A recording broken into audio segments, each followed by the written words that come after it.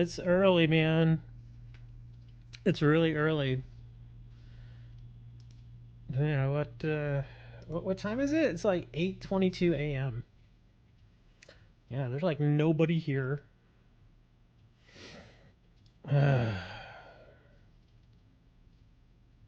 So, well,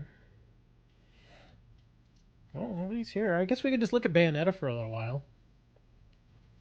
You know, I never played the Bayonetta games,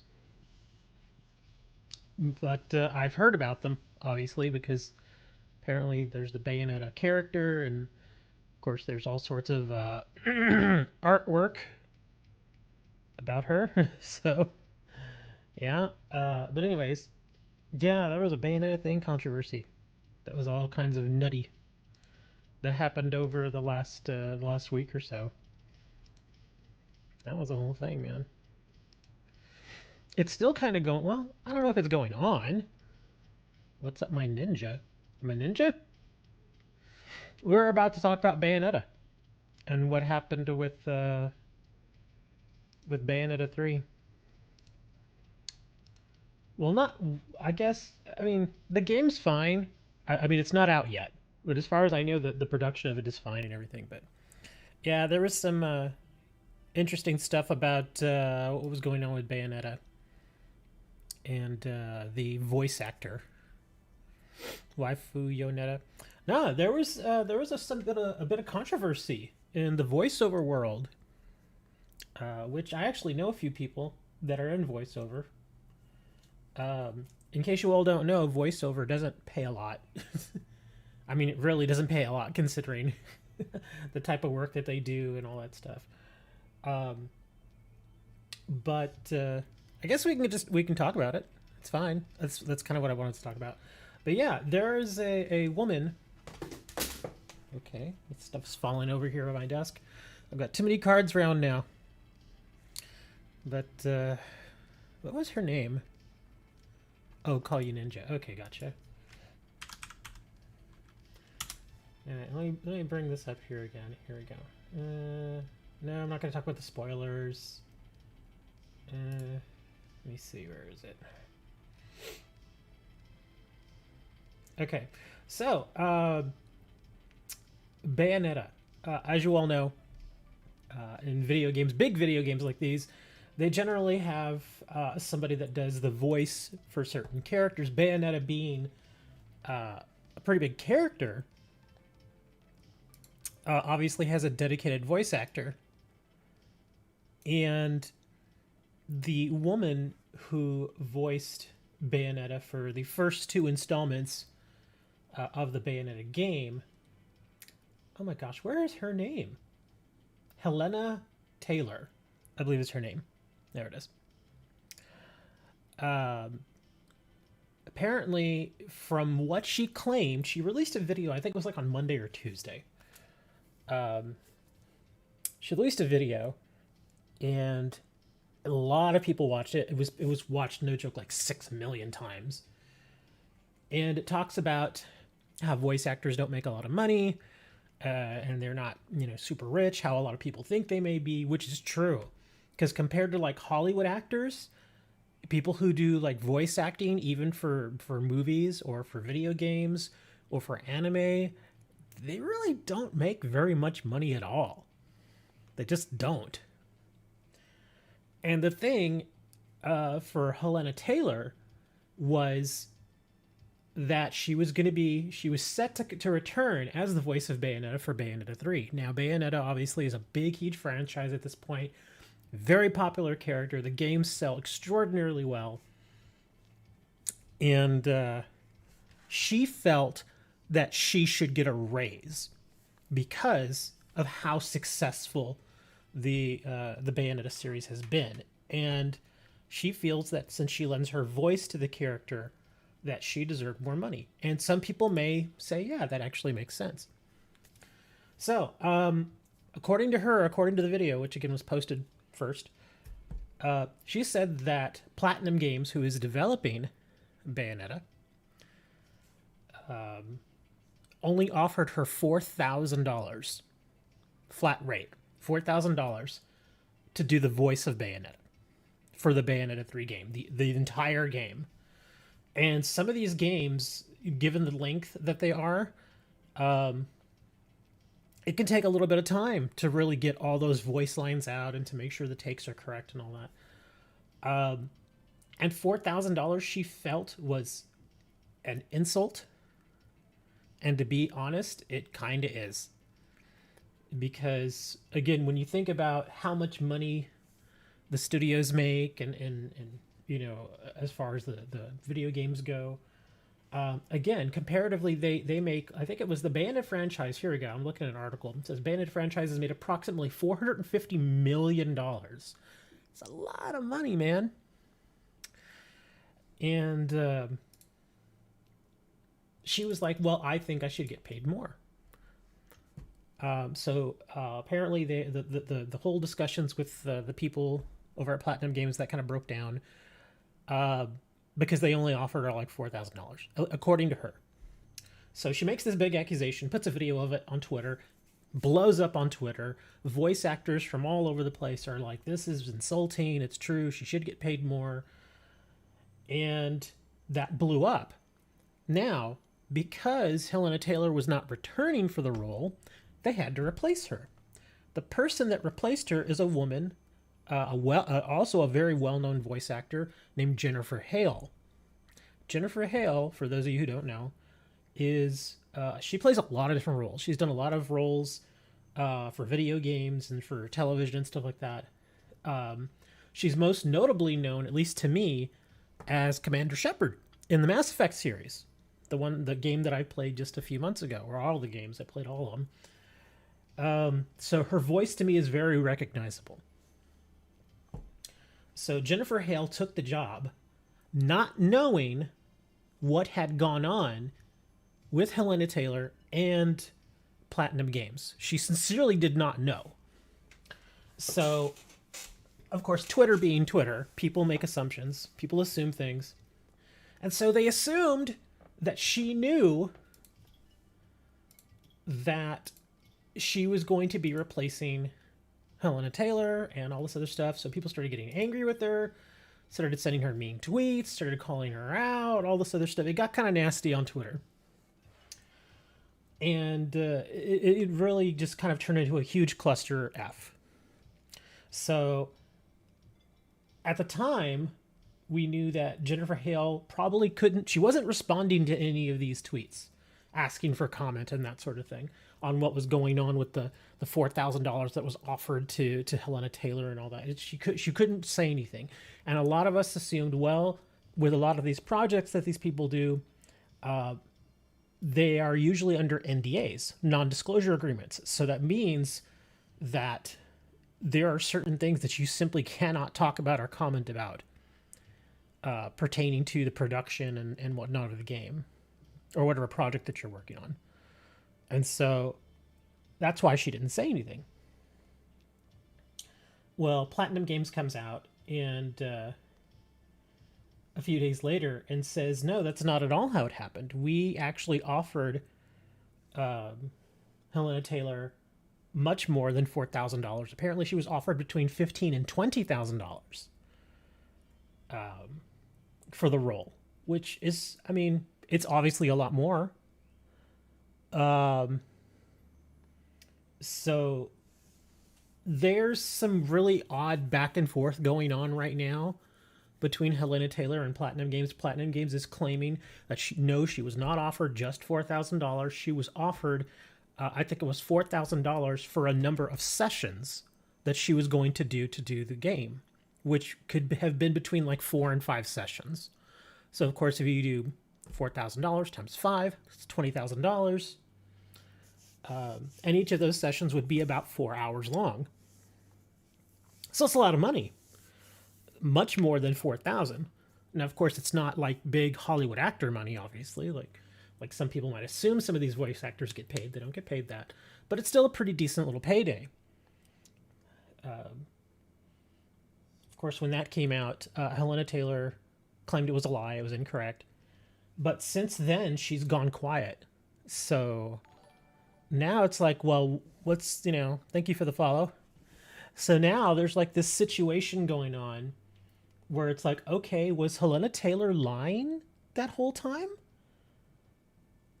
And the thing is, again, Helena Taylor in the voiceover community, and to those who know her for her various characters, because she has played more than just Bayonetta. She's done other characters as well.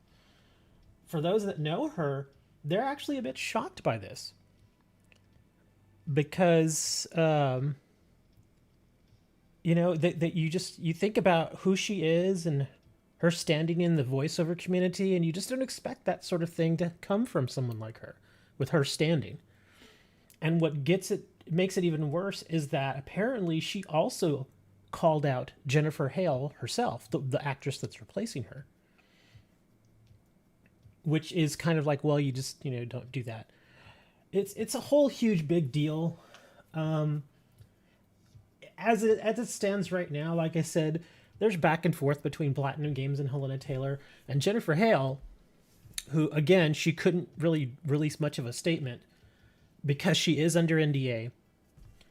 People have apologized to her because, like I said, a lot of people were attacking her and going after her, claiming, "Oh, you stole the role of Bayonetta, etc., etc." And now this additional information from Platinum Games is coming out, and now everybody's just like, "Ooh, okay, maybe we were wrong." So, the apologies to her started pouring out, and Jennifer Hale, she's actually taken it in stride, taking it really well. And she's just like, let's just all be cool, just chill out. Let's not be mean to each other. Sometimes people who voice certain characters change. It happens. Again, based on the agreements that you have with certain companies, there's a very good chance that Jennifer Hale sincerely had no idea what was going on. All she knows is there was a role available. She auditioned. She was picked up. And she was paid. She had no idea about any sort of negotiations that may have been happening with the now former Bayonetta. So yeah, it was just a huge cluster. Yes, it was about the Bayonetta voice actress. So yeah. So like I said, Helena Taylor, I don't know what to think about her anymore. Because again, she claims that she was only offered 4,000, but Platinum is saying, no, we offered her much more than that. So, like I said, that's like a beef that they have to deal with. But in the end, I'm just glad that Jennifer Hale has been, cleared of any, of any, I don't know, I guess wrongdoing or whatever somebody would say about that, because she didn't do anything wrong. She's just, she's an actor, voice actor like all the others, just trying to find work, trying to find the next job. So yeah, that was the big thing that was happening for probably about a good 2 or 3 days. That was like on Twitter like crazy. It was insane. I guess to kind of put it into a little more perspective, I have an article here from IGN I can read you all if you want to hear it. Well, I'm going to read it anyway, so even if you don't want to hear it. Here we go. Yeah, it's over on IGN by a guy named Ryan Lustin. Bayonetta 3 voice actress Jennifer Hale has the developers, quote, full support, even while it thanks, quote unquote, contributors to the series amid a debate about payment for game actors. A statement from Platinum Games via Twitter attempts to draw a line under the recent controversy while also backing the new voice of Bayonetta. Quote, we at Platinum Games offer our sincerest appreciation to everybody who's contributed to creating the Bayonetta series over the years, and as well as the community that has served as its foundation. We give our full support to Jennifer Hale as the new Bayonetta and align with everything in her statement, unquote. And her statement, just to kind of, I don't think it even mentions her statement here. But it's basically, her statement, which had to be very vague because of the NDA. Was basically, hey, let's just be kind with one another. Some things certain people can't make, comments about, etc., etc. To continue with the article, the controversy began when original voice actress Helena Taylor hinted that she wouldn't be back earlier in the year. Known as the voice of Bayonetta, Taylor was beloved by fans of the series, and when Jennifer Hale was cast on the role instead, the replacement wasn't exactly met with enthusiasm. Quote, I understand the concerns some fans have about the voice change at this point in the series, but Jennifer's performance was way beyond what we could have imagined, said Platinum Games at the time. I'm confident that her portrayal of Bayonetta will exceed our fans' expectations, unquote. These concerns were amplified when Taylor claimed she was offered just $4,000 to return, but this is where it gets a bit messy, as I mentioned earlier. Quote, the Bayonetta franchise made approximately $450 million, and that's not including merchandise, said Taylor. As an actor, I trained for a total of 7.5 years, 3 years at the London Academy of Music and Dramatic Art Lambda with voice coach Barbara Berkery, and 4.5 years with the legendary Larry Moss in Los Angeles. And what did they think that was worth? What did they offer to pay me? The final offer to do the whole game as a buyout flat rate was $4,000, end quote. Taylor then called on Bayonetta fans to boycott the game. That was a huge mistake, by the way. Called on fans to boycott the game, and while Hale was unable to comment on the situation, she did issue a response. Here we go.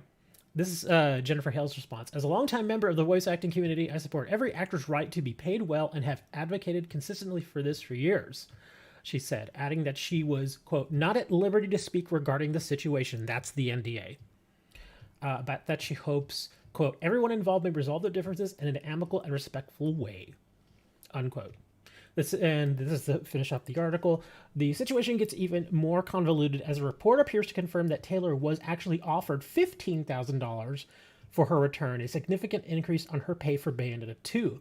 Despite this, Platinum Games is clearly trying to draw a line under it all and has called upon fans to not disrespect either Hale or, quote, other contributors to the series. We ask people to please refrain from any further comments that would disrespect Jennifer or any of the other contributors to the series, they said. Bayonetta 3 is due to be released, just in a few days, on October 28th. So there you go. That's kind of the whole situation in a nutshell. But yeah, Twitter was crazy for a while there. If you don't follow the voice acting community, I do. So that's how I know all about this. But then, of course, it got much bigger than just the voice acting community. But yeah, I kind of saw it like right as it started, and I just followed it the whole way. I was like, "Ooh, this is getting kind of nutty. This is getting bad," that kind of stuff. So yeah, that was the whole Bayonetta thing. It did, if anything, it did highlight a lot of things that people just simply don't understand about the voiceover community and the money that they make. They do not make very much money at all. Unless you're like a top tier voice actor, you just don't make a lot of money. You just don't. I think Young, you all may know him. He has a channel here. He does a lot of YouTube videos. He is also a voice actor because he has a very distinctive voice. And he was showing the pay scale that is set by SAG-AFTRA. SAG-AFTRA is the Screen Actors Guild, and the AFTRA is basically the portion, I guess, that's just specifically for a certain type of actor, like a voice actor. You've got your screen actors, and then you've got your voice actors. But the whole thing, the guild, is all kind of one big giant thing. Anyways, the whole idea of being in the guild, which is basically a union in Hollywood, is if you are a part of that of the Screen Actors Guild, you are guaranteed certain things when you work on a movie, on a television show, sometimes on certain musical works, or if you do voice acting, which is like voicing certain characters for movies or for video games and that sort of thing. Now, a game studio does not have to offer that to you because they can do it as a quote-unquote non-union project, but most of them try to do it as a union, just to kind of say, okay, yes, we follow the union minimums and stuff. And Young Ye was showing us the pay tables that they have. And the minimum, I believe, for, I think, a certain block of time that they can ask you to work is 4 hours, and the pay is like a hair below $1,000. And you work the 4 hours, you sit there and you voice, and they can ask you to voice up to 3 different characters on that one project. And you are paid that $1,000 if that's all they bring you in to do. And that's it. That's the job.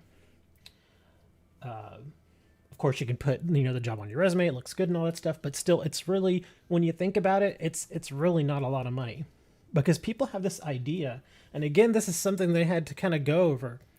Is people have this idea that they think that voice actors go to work every day, and they don't. And that's what I was thinking, because I saw that tweet so many times. Various people, well, they can just go do another job the next day, and I'm like, that's not how it works, man. You ever try booking an acting gig? It takes time. It takes patience. You gotta, you gotta go and meet with the producers and the directors. You gotta, try out, and then you gotta wait and see if you hear back from them. And there's no guarantee you're gonna get those jobs.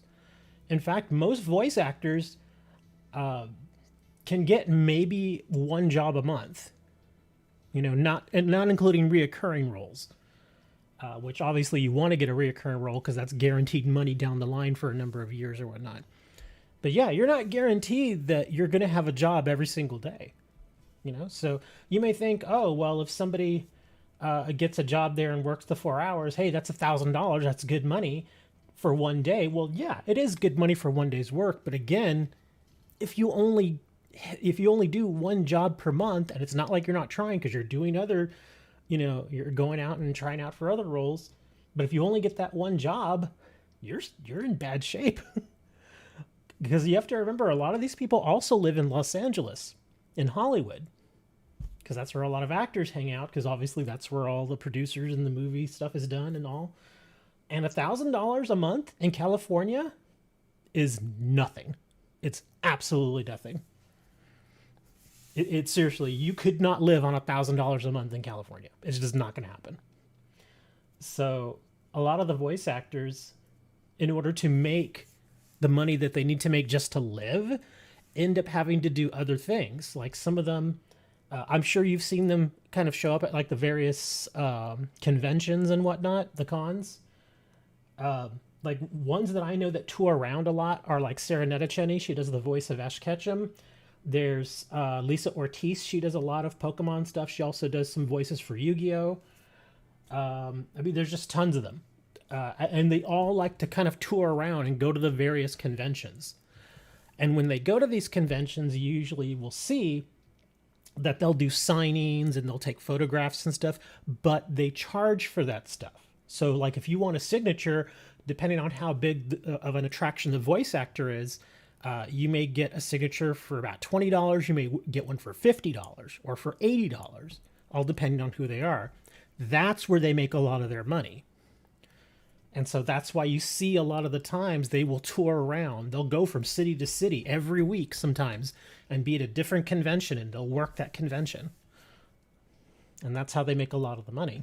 Now, of course, unfortunately, some voice actors still can't do that, so they end up, doing smaller jobs, meaning they wait tables, they work in an office, they answer phones, that kind of stuff.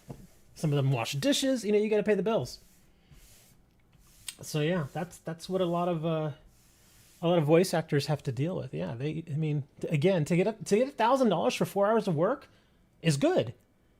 But it sucks because, yeah, whereas you only work 4 hours to get that $1,000, now you may not have a job for another month.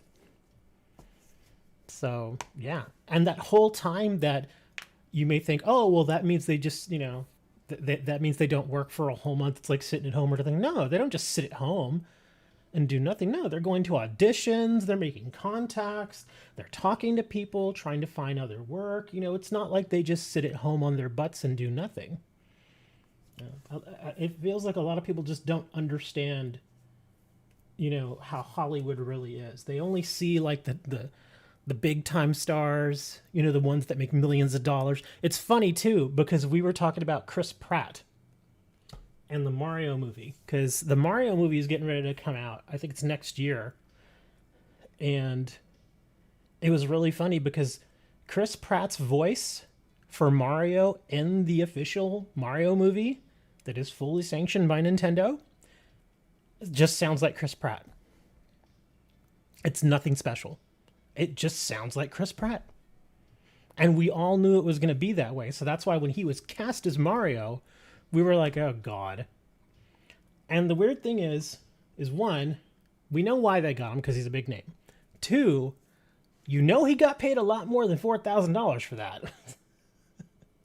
I'm willing to bet that Chris Pratt got paid at least $8 million. At least $8 million. No regular voiceover actor is going to get paid anywhere near that amount. But yeah, he's probably making bank for playing Mario. He's probably going to get residuals, which again, that's another thing that voice actors don't generally get when they do things like video games and anime and stuff. They do not get residuals. Very few projects, unless the company, I mean, because the company can offer them residuals, but there is nothing in the SAG contract that states that they have to get it. So yeah, like some companies may be nice and be like, yeah, sure, we'll give you residuals for certain things, but there is no requirement that says they have to be offered that. It's kind of crappy. It's not like television, where like if you're in a television show, even if you're like a guest star on a television show, you all may not know this, but the way that it works for regular screen actors, if you're like a movie and television, even if you're like a guest star, like on a television show, like for one episode of a TV show, like think of a TV show that you may watch on regular network television. I don't watch network television, so I really don't know of any of the shows that are on right now. But I guess like CSI. I guess CSI is one of those long time running shows. Say you're a guest star and you get a speaking role on CSI, and you're in that one episode. And your total screen time is like maybe like 8 minutes. You know, nothing huge. You're not like in the whole episode. Just a few things here. You say a few lines. But the thing is that the way that contract is worked out for people who actually appear on screen, even if you're in just that one episode, every time, like say for instance, if they re-show that particular episode on television, you get paid for it again.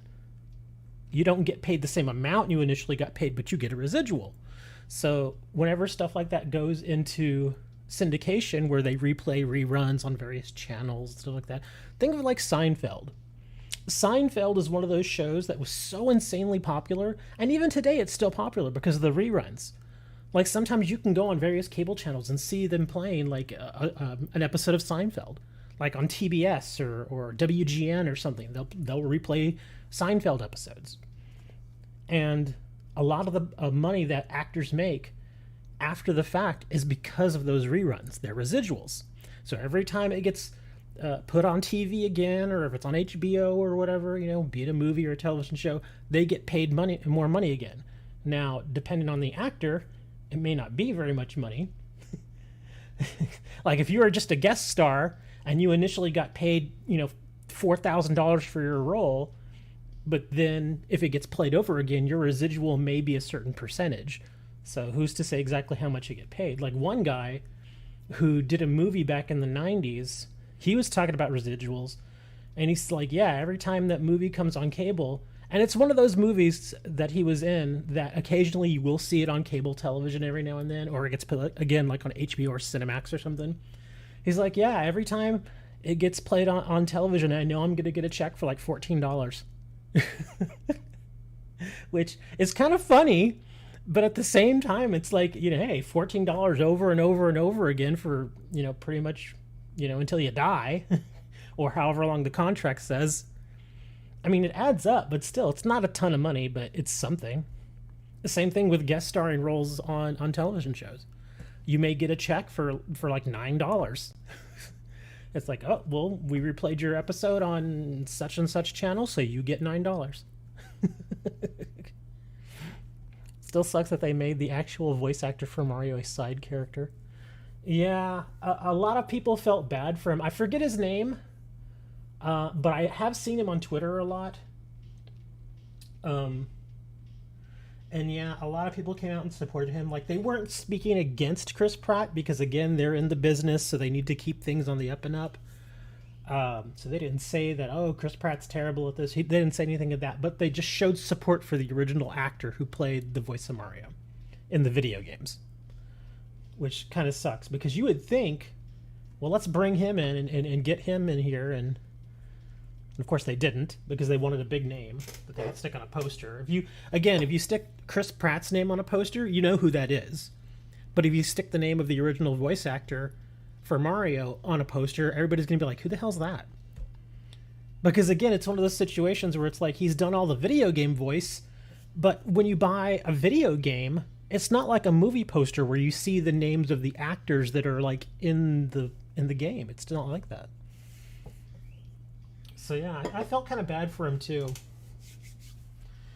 And I think what made it even more insulting was the fact that, like I said, Chris Pratt just sounds like himself. He didn't even try. He's like, I'm getting paid millions. I don't care. I'm just going to throw a voice out there. And they're going to like it no matter what. Because they are.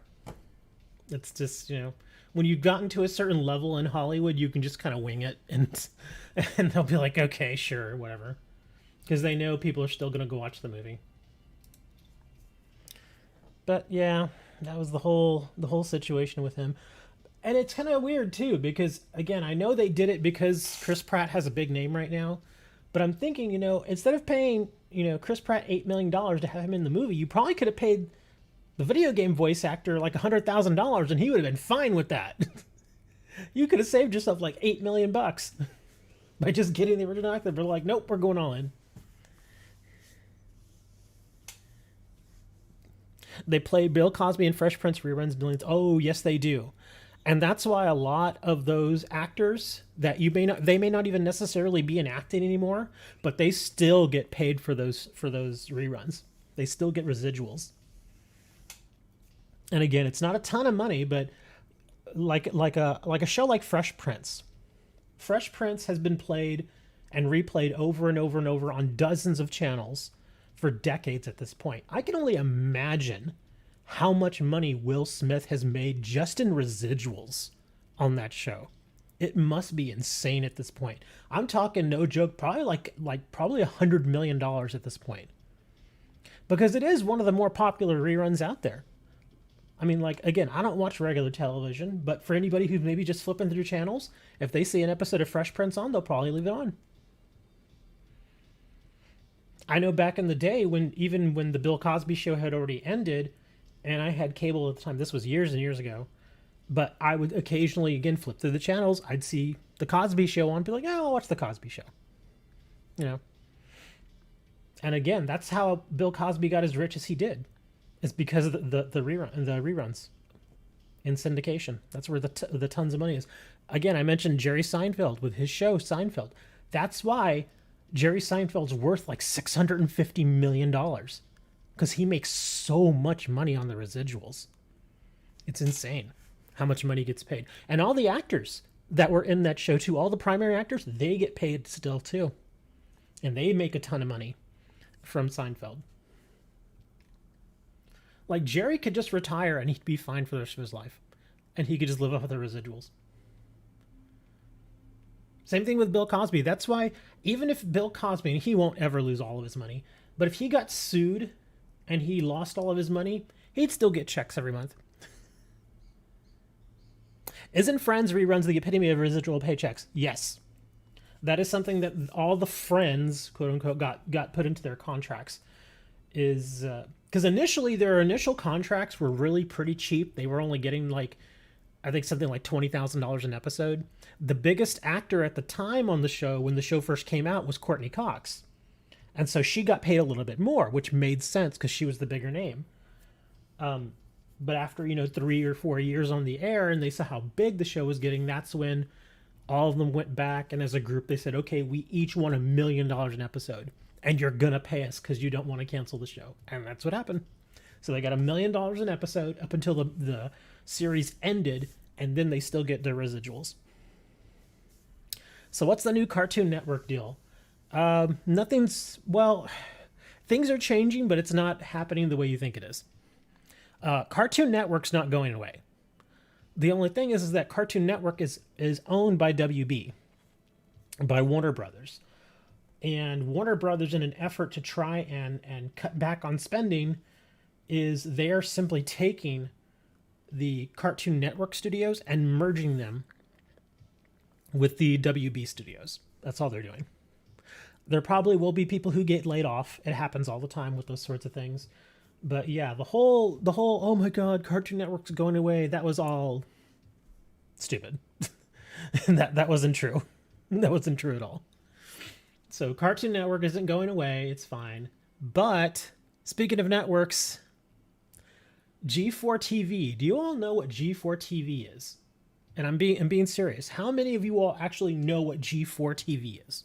How many of you have heard of it? How many of you actually know what it is? Like know what they do there on that channel? I'm pretty sure maybe one of you knows. The rest of you are like, I don't know. No clue. If you're wondering, well, back in like the mid 2000s, G4TV existed as a cable television network. And they had certain shows, like there was a show on there called Replay. There was a show on there. Oh gosh, what was the name of that one show that I always watched? It had Adam Sessler and let me see. I can't think of the name. It was Adam Sessler. Oops. Let's see. What shows? X-Play. That's what it was called. It was called X-Play. And you can think of X-Play kind of like how you may view certain YouTube channels nowadays. Like, you know how on the YouTube channels, sometimes they will specifically focus on one particular thing that they do. And in this case, it would be video games. Like, you ever go to a particular channel on YouTube and they have nothing but like video game reviews, that sort of thing. That's what X-Play was back before YouTube existed. And it was on for a number of years. I think that show, was it like 15 years? 15 years, exactly, yes. It came out in 1998 and ended in 2013. So it was on for a long time. And that was the quote-unquote the review show that all of us used to watch back in the day before YouTube. You know, now with YouTube, we're spoiled. Everybody and their mother does game reviews. But, yeah, that was like the big thing. Everybody watched X-Play. There was also Attack of the Show. In fact, what is her name? Olivia Munn. You all know who Olivia Munn is, right? Olivia Munn, she's gotten older now, obviously. But she's an actor. She was in one of the Predator movies. She's done a whole bunch of other stuff. She initially got her start on Attack of the Show when she was in her early 20s.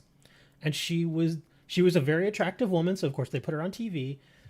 And she would do a lot of really goofy, strange things on the show that were just kind of weird.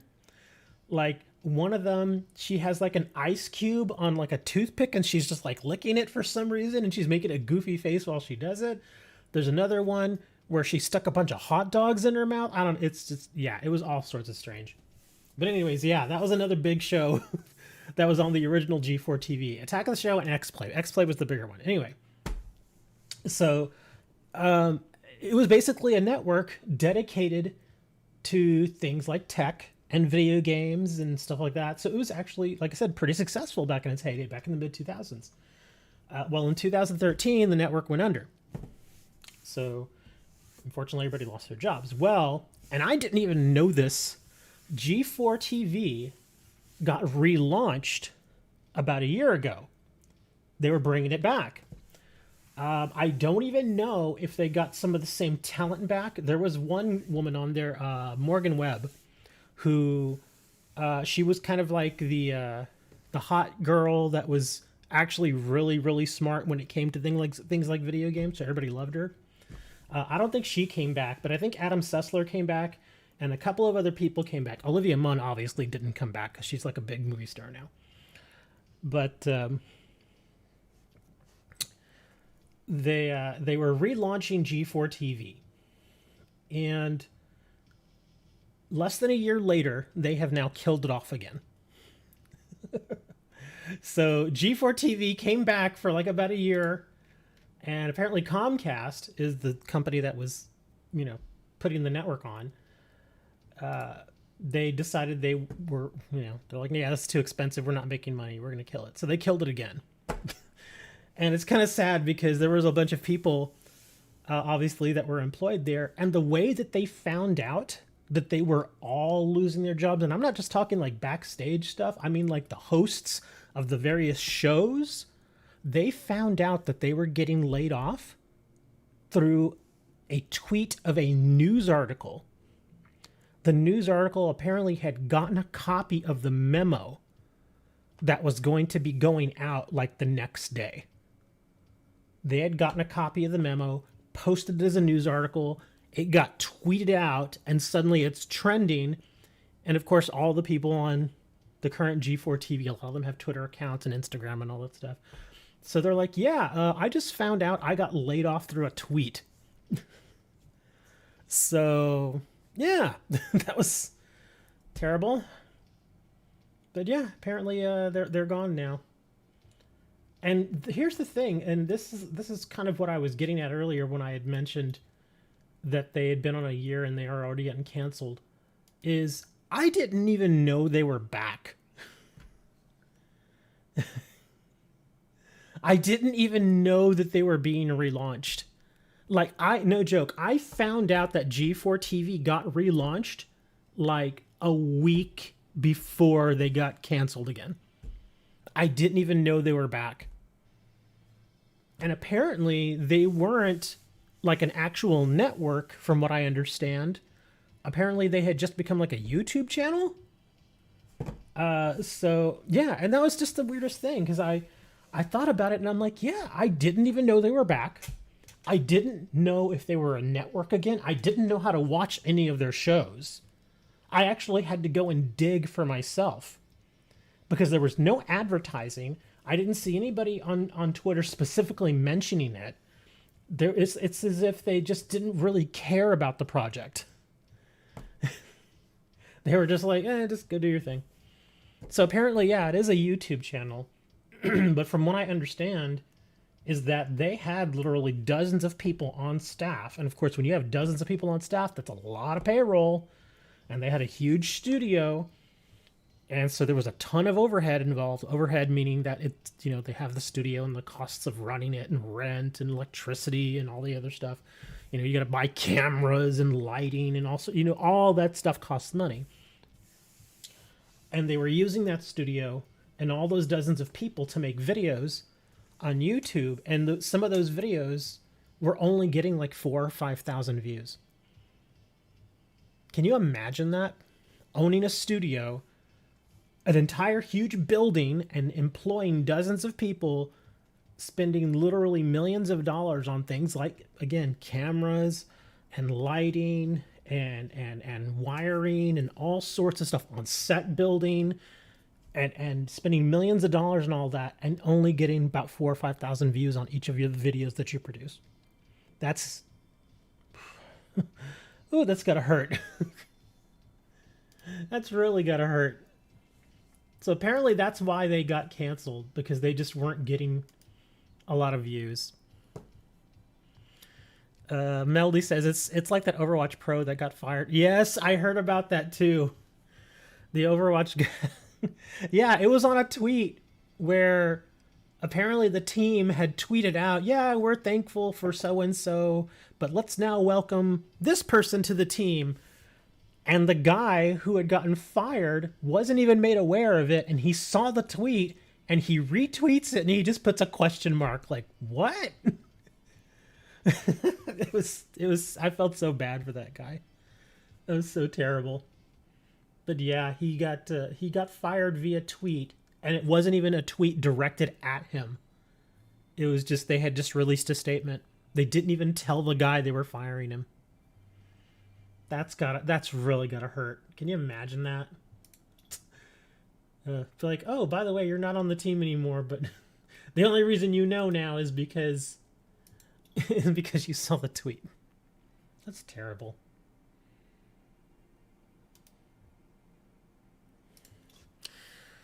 Yeah,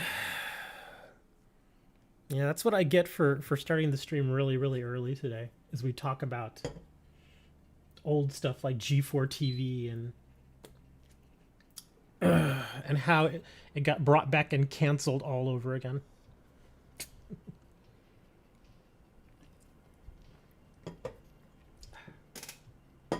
Did you all even watch the video I posted yesterday?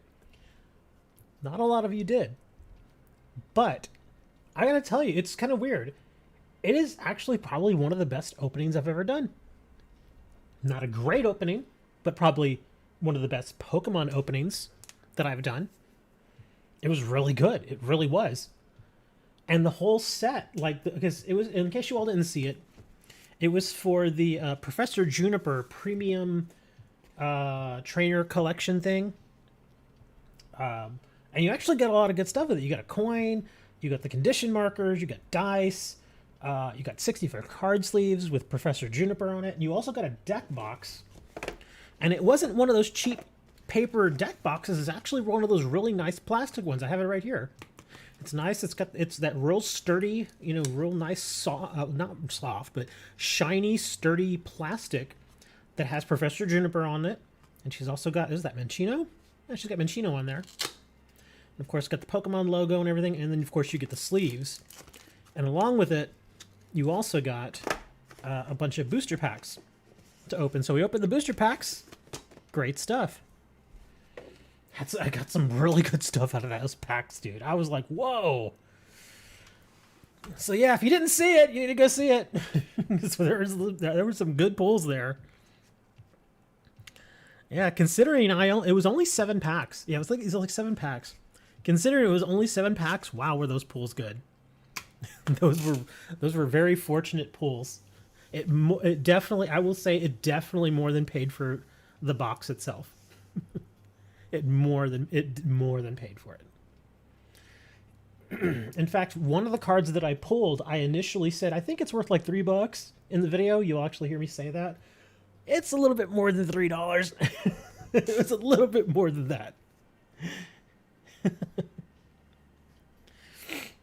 Yeah, pulled some pretty good cards. And then, of course, the promos. There was the... Oh, that's right, too. Also, you get 4 Professor Juniper promos. 3 of them were the Cosmic Rares. In fact, I think I have them here. I'll show them.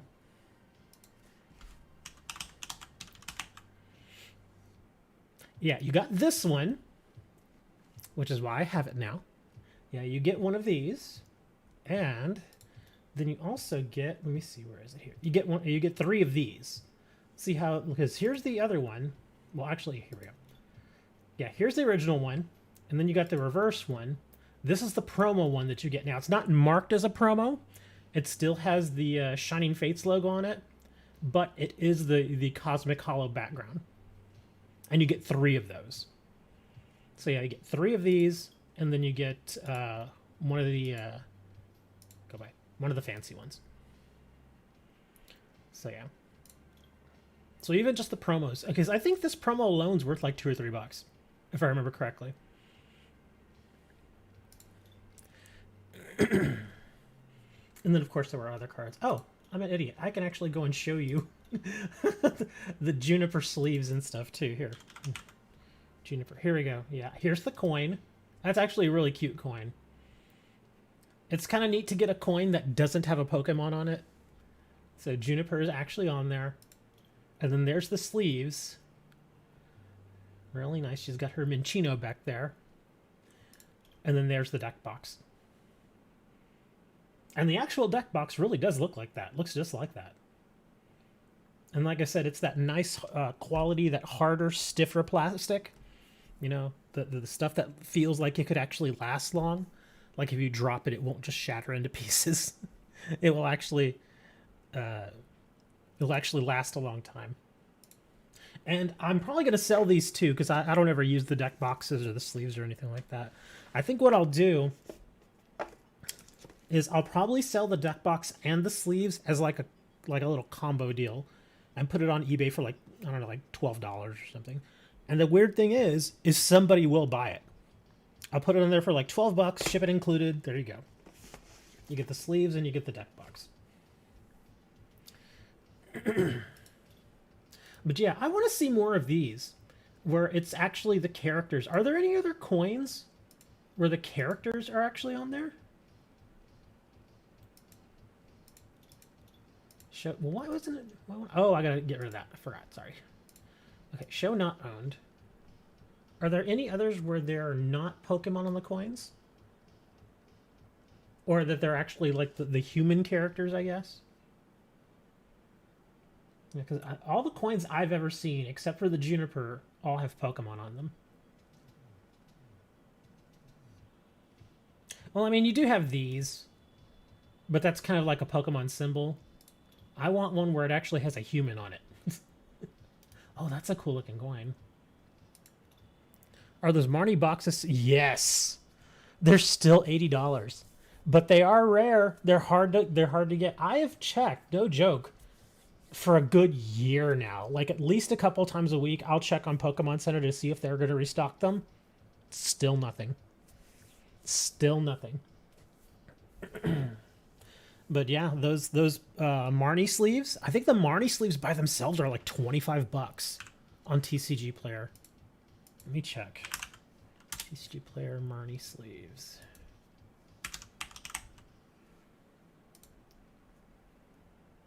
Here we go. Yeah, the premium collection. It's there is one there for $73, but they want money for shipping, so it brings it up to about $80. So yeah, that Marnie premium collection is still a lot. Oh, they don't have sleeves here.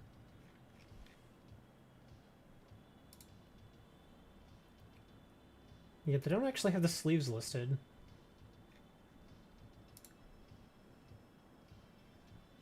Usually they'll put a separate listing for the sleeves because they know people like to kind of tear them apart and just, you know, sell the sleeves and sell like the deck boxes and stuff. I'm not seeing the sleeves here though. But I think I remember seeing them on eBay for about $25 just for the sleeves. $43 in Denmark? Or is that 43 euros? Is Denmark part of the EU? Do they do the euro?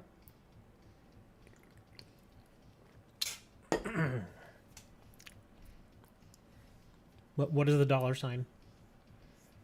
Yeah, I don't get that. We don't use that here. DKK?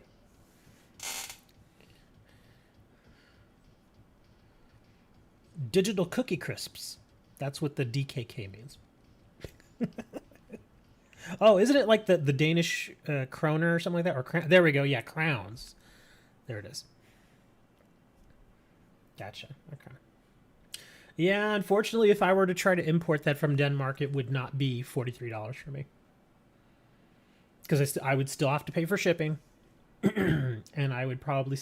I may have to pay import tax depending on... Let me see. Denmark. Do we pay import taxes on Denmark? I don't think we do. I've never bought anything from Denmark, so I couldn't say. But yeah, those sleeves are still pretty expensive. And I can't find the Marnie box anywhere. I mean, every time I go out, I obviously look for various Pokemon products. I couldn't find any of the Marnie stuff. I guess Marnie, yeah, so I guess the Marnie coin then, right? Marnie apparently has her on it. Yeah, there you go. There she is. So her and Juniper have their own coins. Okay, so those are two humans. And then, of course, that's why they want the sleeves and everything, because they're freaking hilarious. They're, well, not hilarious, but I guess you could say they're adorable because of her and Morpeko. Speaking of which, to kind of harken back to the whole voiceover thing I was talking about earlier, they just cast the English voice actor that's going to be playing her. They cast her yesterday, I think it was. So now we're going to get the voice of Marnie here pretty soon. Well, at least in the television shows.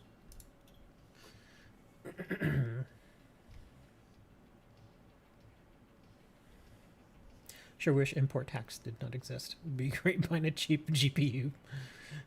The only way to get a cheap GPU is if you buy it and then somebody like flies it to you. Like if I were to literally like go into Best Buy and buy a GPU for like $500 and then literally get on a plane and take it to here you go, buddy. The plane ticket only cost me $1,000, but there you go. You get your GPU without paying the import tax.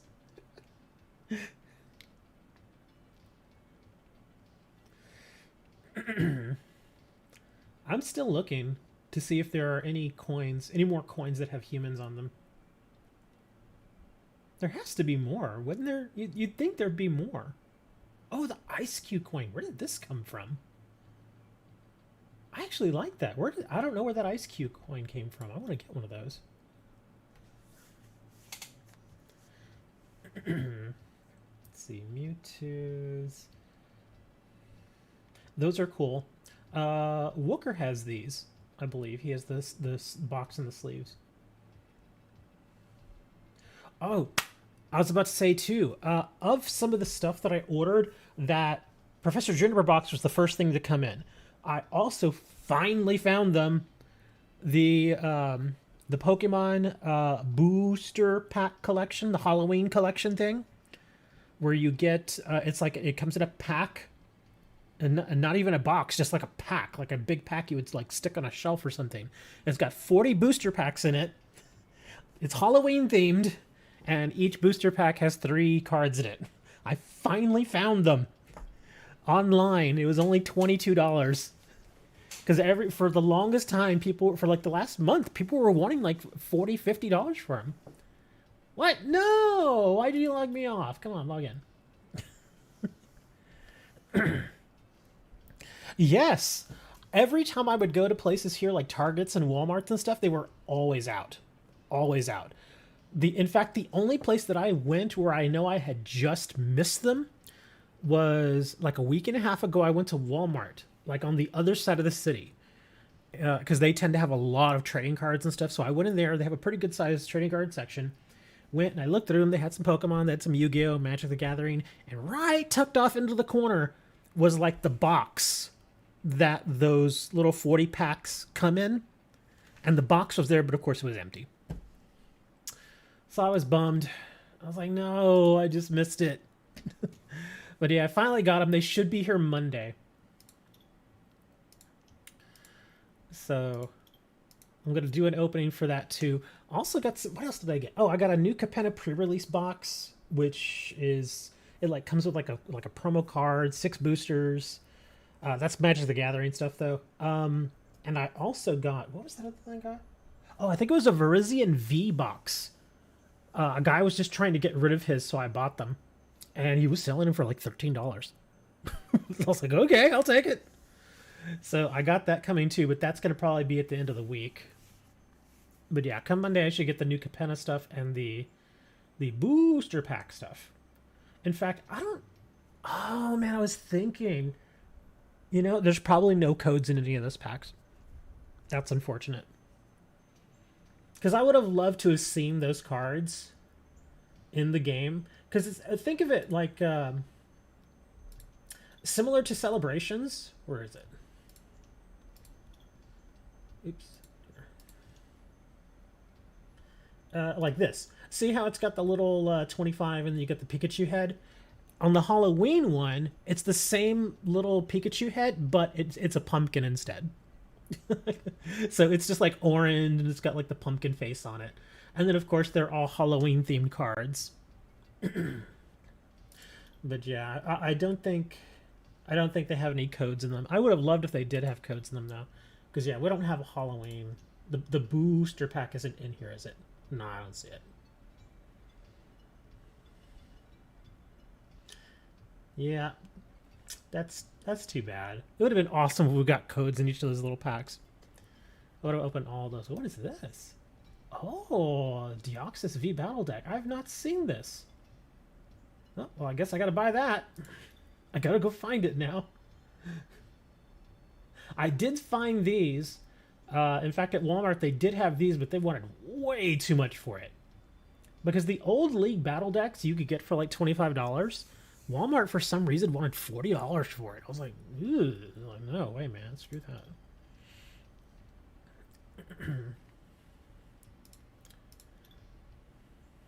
I'm still looking for the other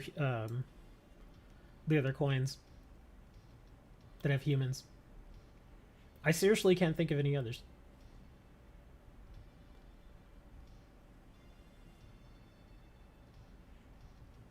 I'm gonna go through every one of these until I find a human. You'd think there'd be one like for N or something, like the more popular Pokemon characters, but apparently not.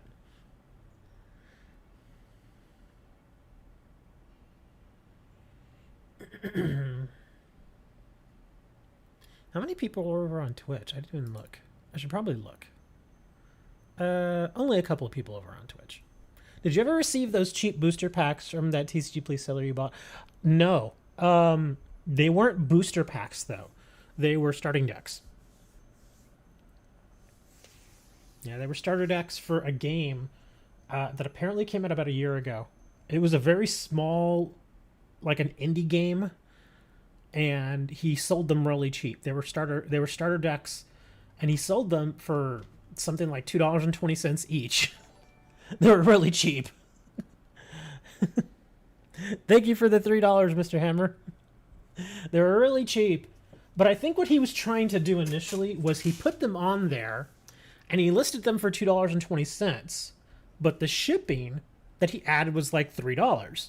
So he figured, okay, well, $5. Well, he listed 5 of them, so I just bought all 5 of them. And whenever you do that on TCG Player, it doesn't do, you know, your product price plus $3 every single time. It looks at it as a single order, and so instead of it charging $3 for shipping times 5, it just does a flat $3. So yeah, he wasn't making nearly as much money as I thought he initially thought he was going to make. And so either he didn't have the product and he was just doing something stupid, or he just wanted to not send me the product because he knew he was going to not make the money he was hoping to make on it. Either of those is possible. I did get my money back, though. And with some of the money that I got back, that's how I bought the that midterm paradox Yu-Gi-Oh thing. Yeah. And interestingly enough, as they usually do, that Yu-Gi-Oh stuff, even after I opened it and I listed it on the store, they're all selling really well. They always do.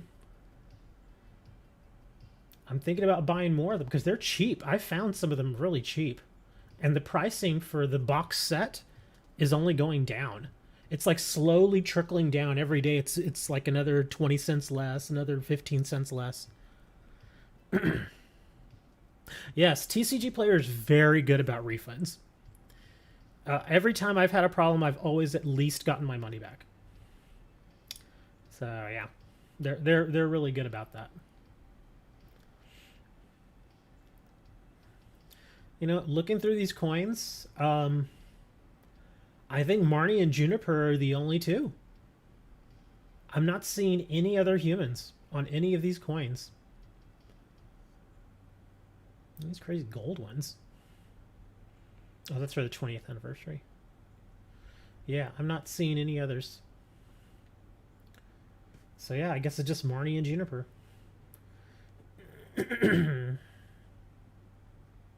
Wait a minute, didn't Hop have one too? I'm pretty sure Hop had one of those. Hold on. No. I thought Hop had one of those special boxes too. The Premium Tournament Collection. Hold on, I'm gonna check. Pokemon Center. Card games. Let's see. Fifth cards battle, sling, TCG for new players. Expansions. I don't really break down some of this stuff very well. Deck boxes. Let's just do by release date. Oh, yeah, here we go, newest. Because then I know I can go back from there. There's also going to be a new wave of tins coming out called the Hidden Potential Tins. It's got Rotom, Giratina, and Gallade. All of their V variants. And they look weird. They look really weird. There's also going to be, I think it's, yeah, here we go, Deoxys VMAX, V-Star, and another battle deck, Zeraora and Deoxys, or versus Deoxys. Yeah, I could have swore. Wow. On the... I never saw this listing before. I just checked right now in Pokemon Center. That Trick or Trade booster pack bundle They're selling it on Pokemon Center for $15. Of course, it's out of stock. So I still overpaid slightly for it, I guess, but I mean, it's fine. What's done is done. But anyways, okay, there's Juniper. Yeah, I was about to say, I know I got a good deal on that Juniper set because, yeah, the regular retail for that Juniper box that I just did the opening on was $40, and I got mine for $25. So, yeah, those are actually pretty cheap right now. Come on, I'm still looking for the... I could have swore there were some other ones. Because I knew there was Marnie. I know there was Marnie, and I know there was Juniper, but I could have swore Hop had one too. I could be wrong, but I thought he had one, unless it got canceled, which could happen.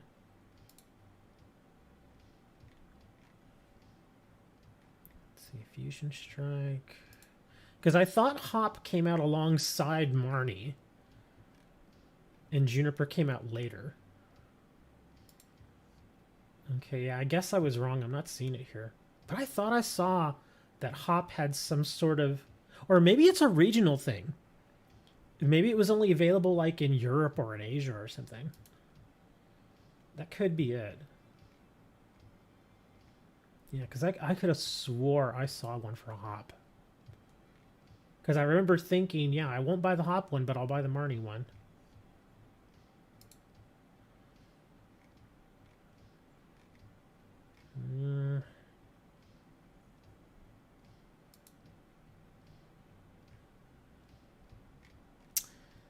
Yeah, anyways, enough of that. Let me close that up here and go back to the game.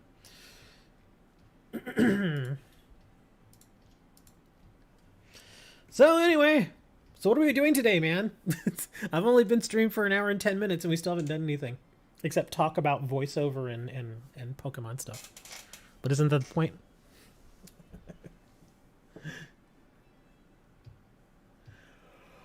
Oh, I do have packs.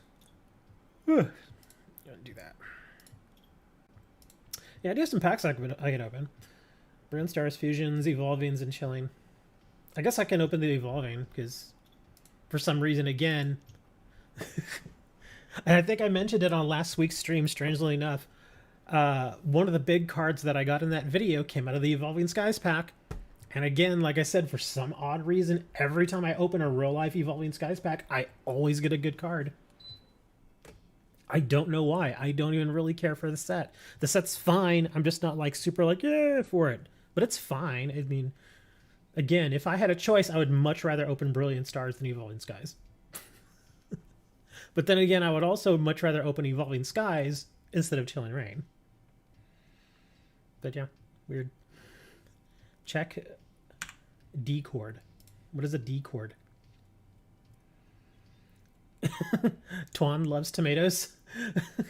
Somebody named Twan loves tomatoes came in. Hey, we gotta welcome him here. Let me.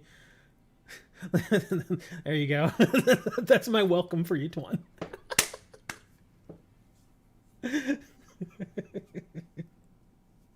I put a very special welcome for him. Sorry. Oh, there's codes. What are these codes for? Are those just like regular codes, or what are they? I don't know what they are.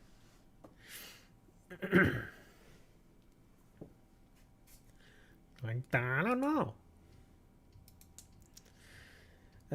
I really wish you all played Overwatch. Because I actually I don't want to say like I'm super into it, because I was never super into it. But I figure, you know, it's free to play now. So, might as well. And they took out loot boxes. There are no longer loot boxes in Overwatch. I know exactly why they did that. They went from the loot box system to now they're doing the battle pass system. Which is, I think... I mean, again, considering it's now a free-to-play game, I'm actually fine with that. I really am. Some people are still mad about it. In fact, I saw a few people on Twitter, again, Twitter. Some guy was like, yeah, this Battle Pass stuff is stupid. I want loot boxes back. And I'm like, are you high, man? I'm like, it's loads better. The reason why I think the battle pass is better is because, again, loot box, you're gambling. You don't know what you're gonna get. You could, buy 20 loot boxes and get crap. Whereas at least with the battle pass, you know exactly what you're getting. Now, the only advice I would have to anybody who does play Overwatch 2 and is considering buying the premium version of the battle pass, wait until you finish it, or at least wait until you get to a point where you would be satisfied with what you're going to get within the battle pass, because it tells you each and everything that you get. It's not a guess. It's not like, oh, you get a chance of getting this thing, or no. You get this very specific thing that it names. So that's why I'm actually fine with it, because at least when you pay the $10 or $20 or whatever it is, you know exactly what you're getting. And I'm okay with that, because again, it's free to play and it is not pay to win. You cannot pay to win on Overwatch. There is no way to do it, because all the stuff that you get, it's pretty much all cosmetic. So I'm actually fine with that. Evolving Skies pack. And the cool thing about Overwatch 2 being free to play is that now anybody can go and download it and play it. It is a pretty fast game. I will admit that, Dre. It's very fast. It can be very, very fast. Oh wow, Lily getting reversed. Hey, Suicune V. He was worth some money for a little while, wasn't he? Let me see.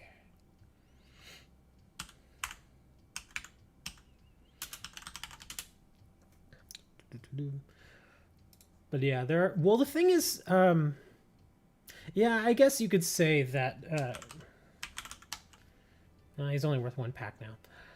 Yeah, for some people, Overwatch is definitely going to be too fast. It can be very, very fast. It also depends on what it is that you're doing, too.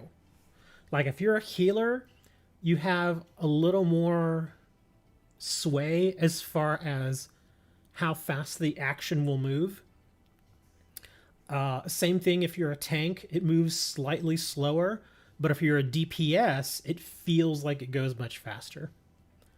So again, it all depends on what role you're taking.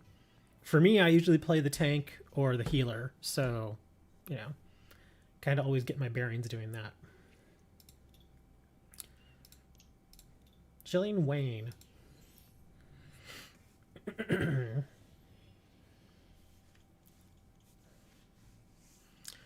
What is with that sticker, Hammer? I'm gonna make the weird mouth. Ta-da! Ampharos. Okay. Codes. Do you want me to use the codes? Like, do you want me to redeem them? I can redeem them. It's fine. That's what I asked you. What are the codes for? You just said they're all good codes. Okay. Let me see. Let me see what these are.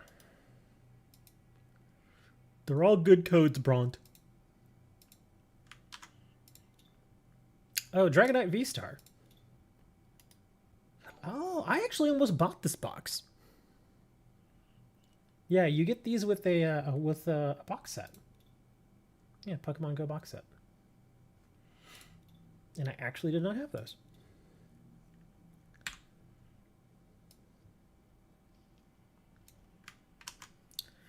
Oh, also, if you all didn't see, Fallout 3 is free right now over on Epic Games for PC. So yeah. You already asked that. Dre, why don't you tell us? Why don't you show us how that looks?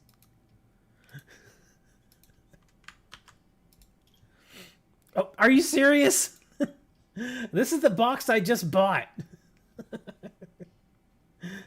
Yeah, this is the box that I just bought. Yeah, that's the one that's going to be coming in on probably Friday. Too broke for $500.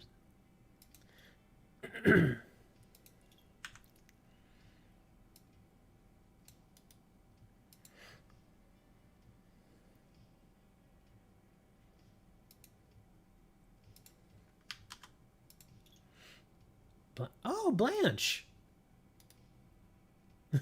That's interesting.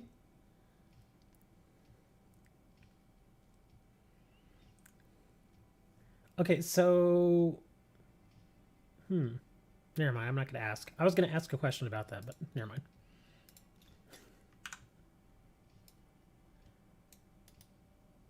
Now, are any of these duplicates, or are they all different? Candela. Oh, hey, look at that, Candela. Cool. Draw 2 cards. If you drew any cards in this way, flip a coin. If heads, attach a fire. Oh, okay. So it looks like all of these kind of do similar things. They just combine with different energy cards. So you draw 2 cards. If you drew any cards, I guess these are okay. I'm thinking about the playability, because draw 2 cards. Okay, draw 2 cards. If you drew a card, any cards in this way, flip a coin. That's where it gets me right there. I hate doing the coin flips. And it says here, if heads, attach a fire energy card from your discard pile to one of your bench Pokemon. Given that it's a supporter card, not like an item card or anything like that, given that it's a supporter, I would hope that it would do that automatically. Because that's the whole thing about the supporter cards. That's why you can only play 1 per turn, is because they tend to be a little stronger. Like they have a really good, for that 1 turn, you can get 1 really good thing. So that's why I was hoping they would have gotten rid of the coin flip. I'm guessing these are Pokemon Go exclusive characters. Yeah, I haven't really... I mean, I've heard some of the names, but I don't play Pokemon Go, so I wouldn't know. But hey, they're cards, so please them. But I'm thinking, yeah, they all kind of just work the same way. All the various different ones. Like there's probably another one for grass, and there's probably one for fighting, or Tyranitar V. Oh. Well, that's 5 of those now. I've seen this big boy before. The team leaders for Pokemon Go. Oh, okay. Thank you, Melody. I did not know. Yeah, because like I said, I don't play Pokemon Go. Speaking of which, did anybody grab that Pokemon Go code that I put in Discord?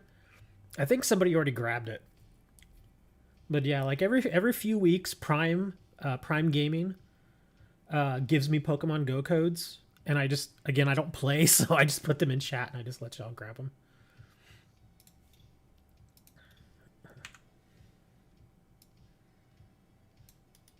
Let's see, what's this? Infernape. Infoinape.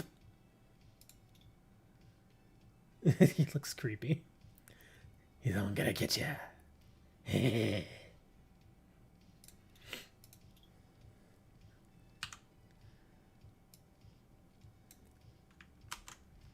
Yeah, if I could play Pokemon Go by sitting on my butt, it'd be great. Oh, another Infernape. Is this the same one? Oh, okay. What do we got here? Is this also an Infernape? It is. Great for walking the dog. It probably would be, but I don't have a dog, so yeah. If I had a dog, I suppose it'd be a good time to go play it. And go all the different directions trying to find the Pokemon. Dog's like, dude, where are you going? This isn't the usual way. Hey, black and white noble victories. We're going to open that, obviously.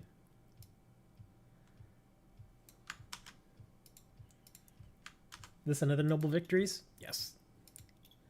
2 noble victories. Thank you for the codes, Hammer. We're going to open these noble victories right now. We're going to see if we get anything fancy. Let's see, where are they? Here we go. Oh, that reminds me. I got to go check trade here in a minute to see if there are any other black and white packs out there for trade. All right, come on, noble victories. Give us something interesting.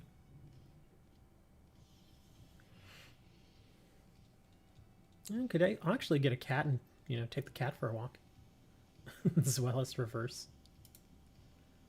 And a Seismitoad. Golett. Come on, give us something good.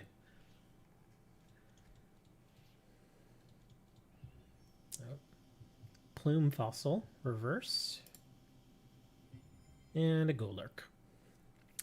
So nothing too amazing there.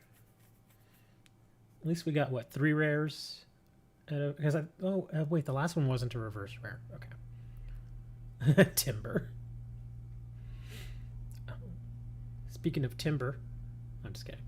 I was going to say, less than 30 days until Scarlet and Violet comes out. That's right, man. It's almost time.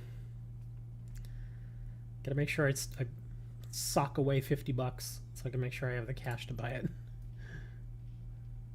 Alright, Fusion Strike. Show me what you got.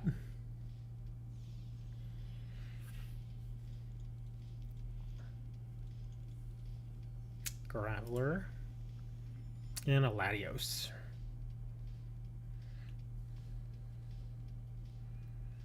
Dre, you've already asked me that like 8 times, dude. Every time you ask me, I'm like, dude, it's Violet. You keep asking which one, and I'm like, it's Violet. I'm going Violet. I already made that decision a long time ago. I'm going Violet. Pancham. Oh! I have yet to pull a Serena until now. There we go. I heard this card's actually really good, too. Let me see. You may discard any number of your benched Pokemon. This attack does 40 more damage for each benched Pokemon you discarded this way. Oh, that's interesting. I'll have to ask, because I think Serenity was playing this deck. I don't remember how this deck would work. Because obviously you're going to be dumping cards from your bench. So what would you want to throw away? Is Serena still worth anything?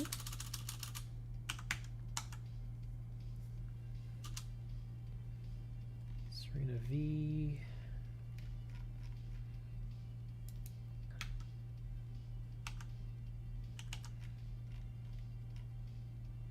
Nah, not worth much anymore. Only about 1 pack. Oh, which starter? Oh, I'm sorry. I pretty much always go water. No matter what. Because they just seem to be the most versatile. Yeah, kind of like with Sword and Shield, I went with Sobble. Although in BDSP, I did choose Fire.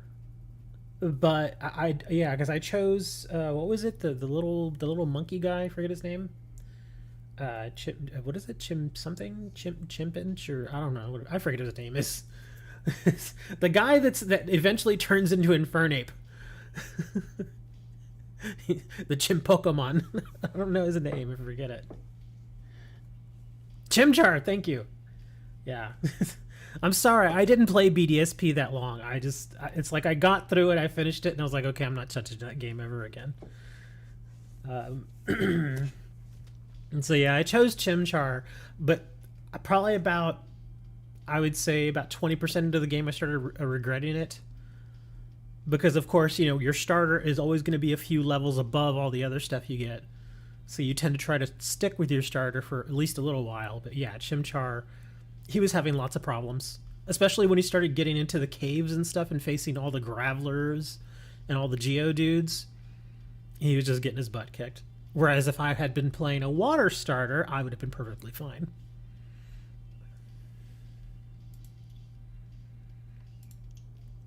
Alright, come on. Give me a Palkia. Or a Dialga.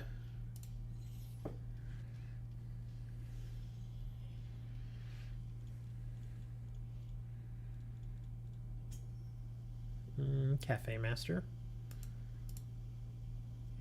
Yeah, Worm. Oh, I was about to say, speaking of Ultra Balls, there was there's a deck holder set that came out where you get, I think it's a Premier Ball, like an actual big giant Premier Ball. In the set, I think you get a Premier Ball, you get some sleeves, and then you also get, I think it's like 6 packs or something. 6 or 7 packs. And it was like $38. I thought about getting it, but then I was like, well, I'm probably paying like an extra $15 premium just to get the giant Premier Ball, which I will do nothing with. So I was like, I'll just, You know, if it goes on sale for like 25 bucks, maybe I'll get it. But other than that, you know, didn't make sense to get it. I guess it would have been cool to open though. Some people like seeing that stuff. Wow, I'm not getting anything out of these packs. Luxray, Staraptor. Yeah, 2 rares. Yeah, those packs weren't all that great. I guess, I mean, I did get 2. Did I get 2? Was it 2 V cards? Because I got the Serena, and then I got something else. I already forgot what it was. But I think it was 2 V cards. So, who's challenging me today? I actually feel like playing a match. Let's give them what they want. Let's get a match going. These packs. Yeah, the packs aren't that good. Oh, I don't know if you all saw it. I posted it in Discord, but apparently Blue Angel is available over on Duel Links now. There's an event for her, and you can actually go pick her up. That sounds bad. That sounds so bad. You can go and acquire her. Not like that sounds any better, but you know what I mean. You can. Never mind. That she is there in the game now, and she is a usable character. So there. That's it. That sounded so bad.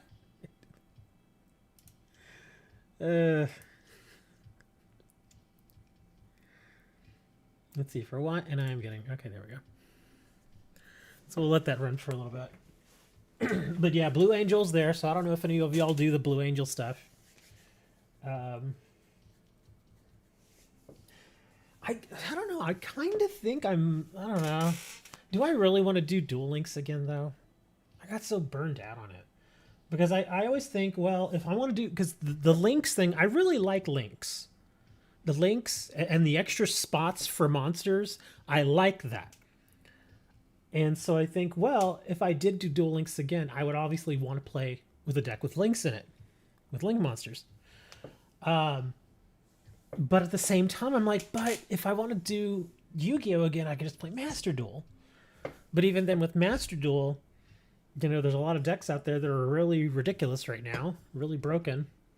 So if I actually want to play on the ladder, I'm going to get my butt handed to me.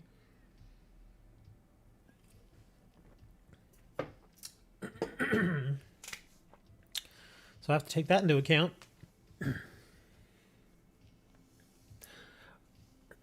Oh, I gotta check on something real quick. Let me see. Yeah, I don't think they got that resolved.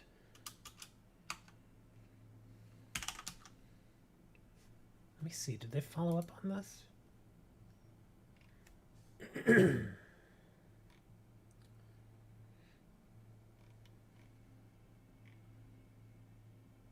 Okay, they weren't able to verify it. Gamers Nexus, I watch all of their videos. Excellent stuff they put out. They were following a story. It originally came from Reddit, so they had to hold off on actually doing a video or anything on it. Apparently somebody bought, well, I should say allegedly, because it's not been proven one way or the other. Allegedly, somebody bought an RTX 4090, one of the new ones, $1,600 card from Newegg, and they claim that they got the package, they opened it up, and they opened up the actual box to get the card out, and instead of there being a card, there were 2 weights in place of the card. And he says that he bought it directly from Newegg. It wasn't from like a seller that uses the Newegg marketplace. He said it was directly from Newegg. Instead of getting his 4090, he got 2 very heavy plates, like metal plates that were just there, I guess to simulate how much it was supposed to weigh. And Gamers Nexus was looking into it, but apparently this was back on, this was back on the 20th. So it's been a couple of days now, and they've not been able to verify it. So I was just kind of curious as to what was going on there.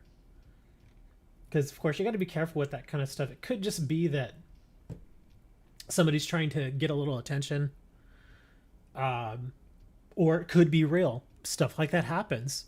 Because again, Gamers Nexus did a story not that long ago about how they had ordered a motherboard from Newegg. They actually ordered it, they got it in, and they bought it as a new item. Okay? It was listed as new, not like new in box or returned or anything like that, but just actual 100% new. So Steve buys it because they were going to use it. But then he had already done the testing that he needed it to do. So by the time it got there, he didn't even open the box. Like the literal packaging from UPS, he didn't even open it. He just, well, I don't need this anymore, so I'm doing a return. So he goes and he gets the return authorization and he sends it back. Again, he did not even open the UPS packaging, like the brown box. He didn't even open it. Sends it back, and again, this was like, I think like a $400 or $500 motherboard. And then he gets contacted, and they're just like, "Yeah, we're not going to refund you because the board that you sent back to us is damaged. Some of the pins on the LGA array are not right. They're broken, so we're not going to refund you." And wow, did they pick the wrong person to do that too? So Steve, having the reach that he does, because his channel's got like something like 1.5 million subscribers. And a lot of people watch his videos.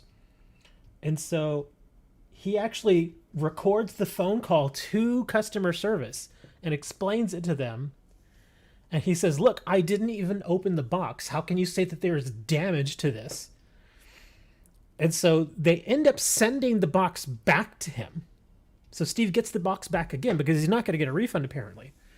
So when he gets it back, of course, he films himself opening the box that he gets back, and he takes the UPS packaging off. Then he opens the actual motherboard box, and there's an actual note on the motherboard signed by a Newegg employee that this motherboard was bad.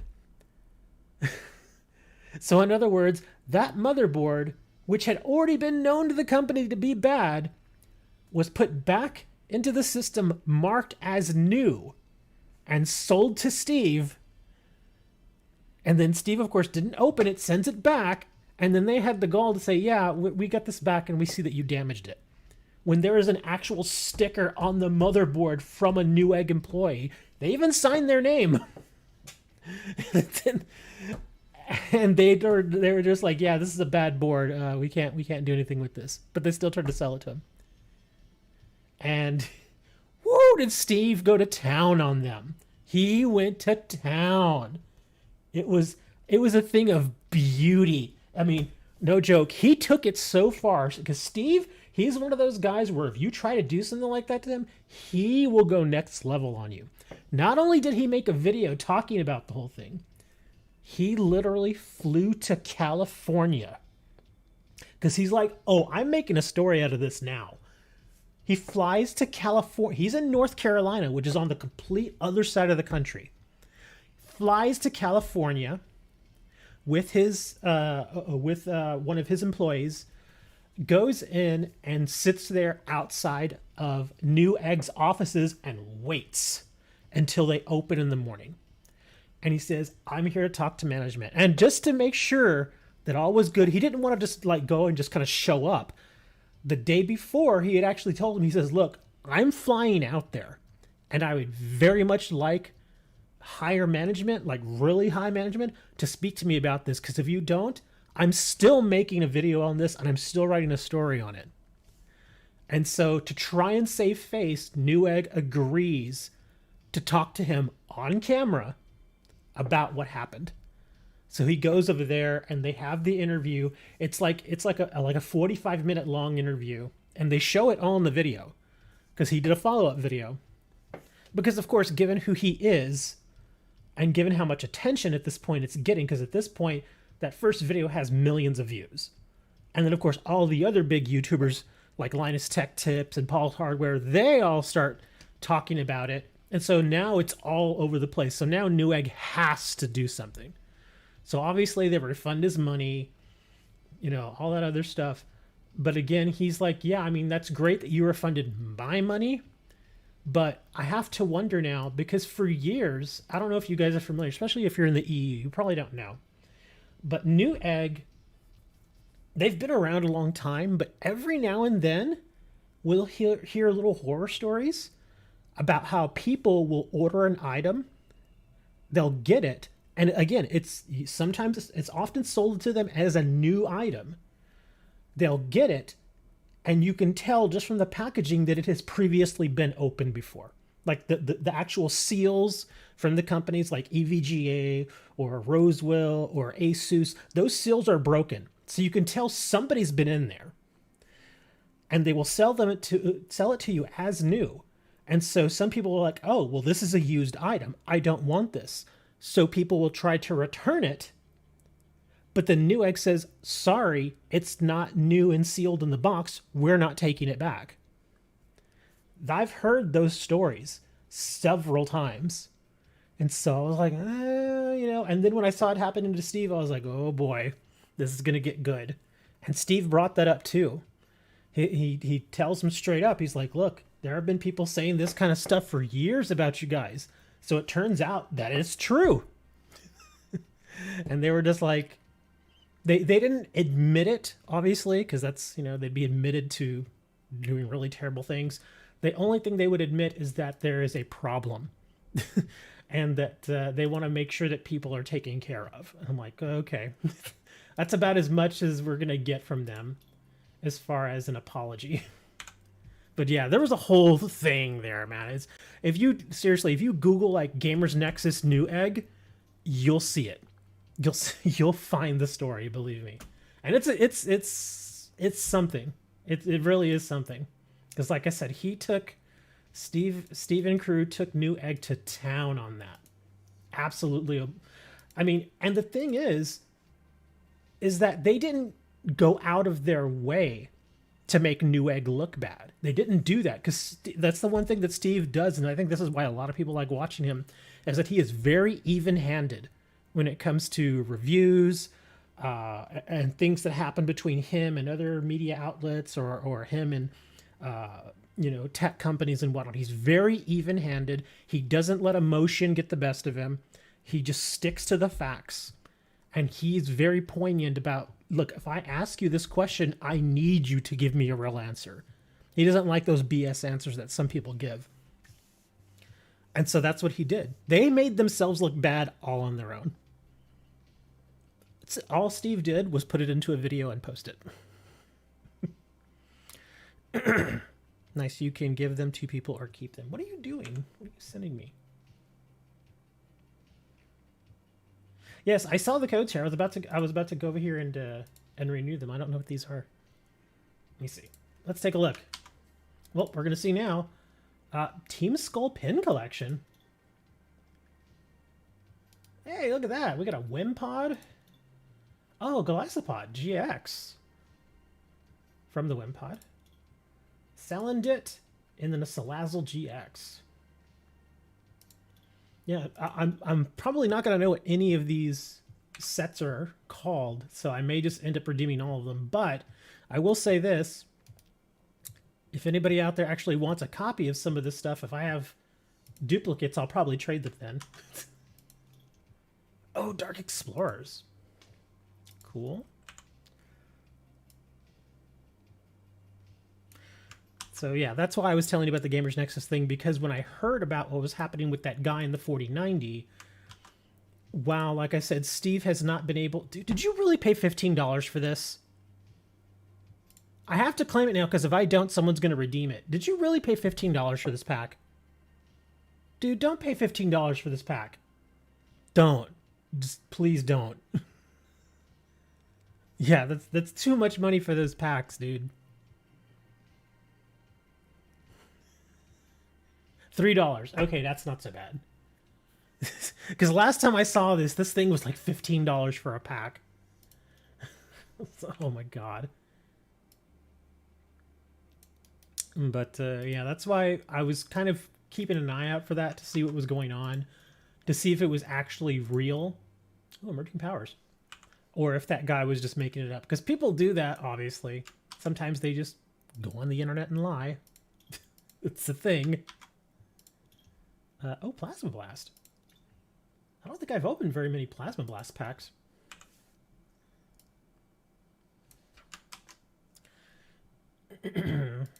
But you always got to be careful about that kind of stuff. Like, do you remember when I finally got my 5900X, my Ryzen CPU? M Absol. Oh. Okay, I remember this thing. Okay. Well, now I have 2 of these coins, so I will actually trade one. So if anybody wants that coin, we'll trade that. What do we got here? Oh, I've got a few of these already. M Absol. Okay. Well, I'll keep the ones that Hammer just gave me, and I'll trade mine. How about that? So if anybody wants an Absol EX, I'll trade one, and I'll trade one of the Mega Absol EX. There we go.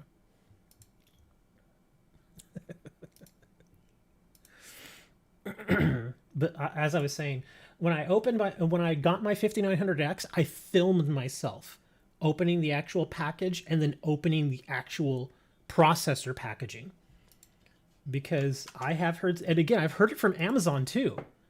Oh, I already redeemed that one. I've heard it from Amazon too, where sometimes people will order stuff, and again, it will be sold as new, but then you get it and you realize that it's been opened, it's been messed with, and sometimes it's not even the original item. Like, I've heard of people buying processors. Like, this was a while back. I think this guy bought a 9900K. It was an older Intel processor. Still a good processor even today, but he bought a 9900K from Amazon. He buys it. They send it to him. And again, this is direct from Amazon. This is not via an extra seller. This is direct from Amazon. He gets the processor in. He opens it up, and it's like a 3600K or something like that, like a much older processor. And so, of course, he tries to contact Amazon, and he's like, hey, you sold this to me as new. It is not even the same processor that is marked in the box. What's going on? And he had a hell of a time getting his money back, because people have been doing that. It's a return scam that people have been doing with places like Amazon and Newegg for years, where they'll buy something. In my case, like, I bought a 5900X, and what they'll do is they'll take that 5900X and they'll put in like just an older version of the processor. Like, if I were to have done something like that, and I never have, but I easily could have taken the 5900X out, put in my old 1700X in, and then tried to do a return and see if they would have, because in most cases, the people that are handling these returns, all they know is that there's a processor in the box. As long as they're like, okay, yeah, there's a processor there, collect in there, and they put it back on the shelf and they mark it as now in for inventory, so they try to sell it again.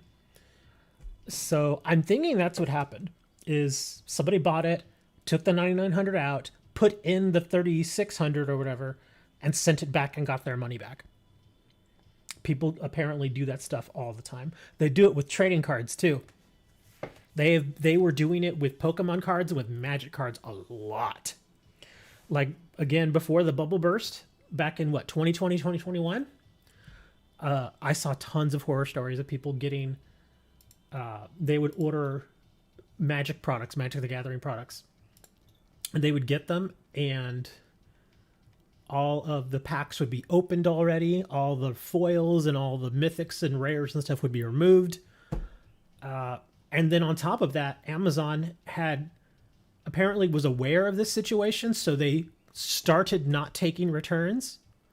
But they started that with the whole idea of, okay, if we just say no more returns on these items, that's good, because now nobody can further that scam. However, it didn't necessarily mean that they went back into their inventory and looked at what they already had to see if those boxes had already been, shuffled through and looked through, and they didn't. And so they were still sending out those bad boxes to people. It was a whole mess. Am I opening these packs now? Are we doing that? Yeah, we've lost all our viewers now because I've been talking about that. All right, if anybody beats me, I will give them a Flash Fire pack. Did I even check what was in the... Let's see, what's on Versus? Did we get a new Versus ladder thing? Oh, a Sylvian VMAX. So we got Sylvian stuff. And it's the good Sylvian, too.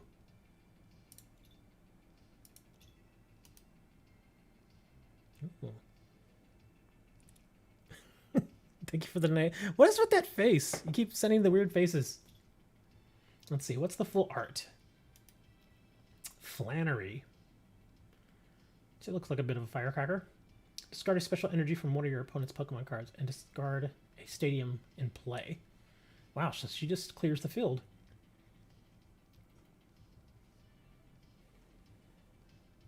Are those bell bottoms? Is she wearing bell bottoms? Now I have to go look. I think Hammer just likes seeing the little thing pop up on the screen. He's like, bling. He likes seeing the little zombie.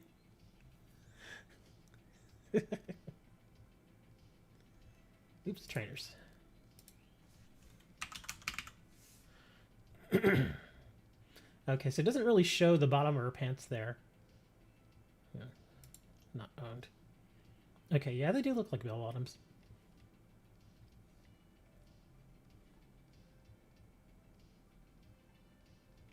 Huh. Well, I guess I gotta open the packs then. Wow, we're already coming up on 2 hours of streaming, and I'm tired. And nobody's here, so we can't. I can't even give away codes. I can't even play anybody. Everybody's gone. But we're gonna open these packs in between. Emerging Powers, Dark Explorers. Which one do I want to do last? I think I want to do Emerging Powers last. Let's do this Flash Fire pack.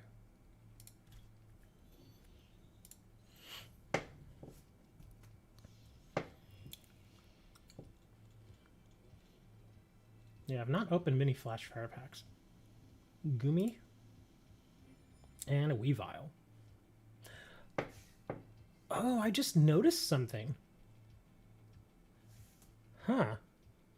Oh, maybe it's just the Sneasel. Okay, yeah, I think it is just the Sneasel. Yeah, it is. Okay. I was just thinking because the Weavile has 3 claws. The Sneasel has 2 claws, so I'm guessing he gained a claw through evolution. Okay, so that makes sense. Because I was thinking the Hisuian version only has 2 claws. And it's white, obviously. So, yeah, I was just trying to think about that. Butter Dutch cookies. Moni knows everything about butter Dutch cookies. His family owns a factory that makes butter Dutch cookies. With cheese. Boterkoek. I probably destroyed that. Boterkirk. Sound like I'm saying Captain Kirk. Oh, what do we got here? Galvantula reverse. Are you serious? Really?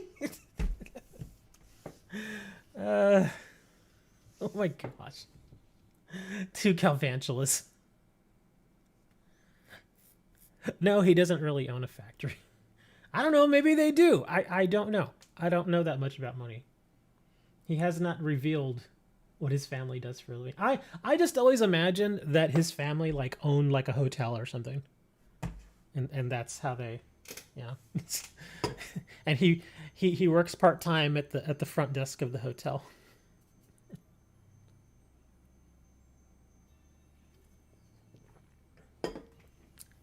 I've never tried those Dutch butter cookies. I have tried the stroopwafel though. Stroopwafel's good.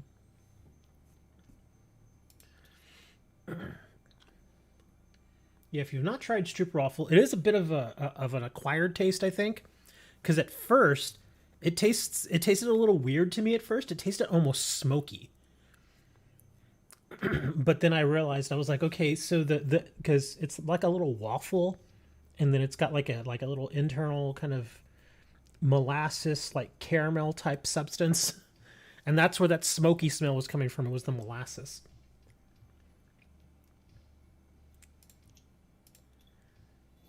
Okay, Dragons Exalted. Let's get a Garatina.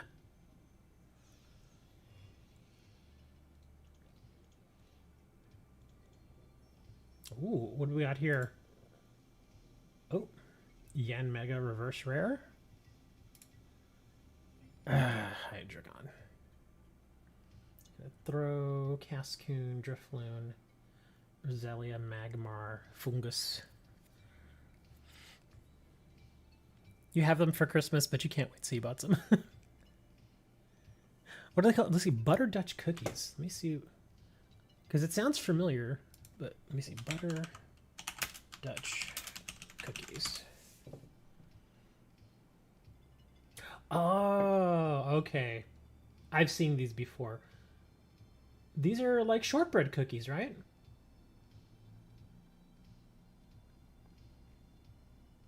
Yeah, I've seen these before. They're okay. They're all right.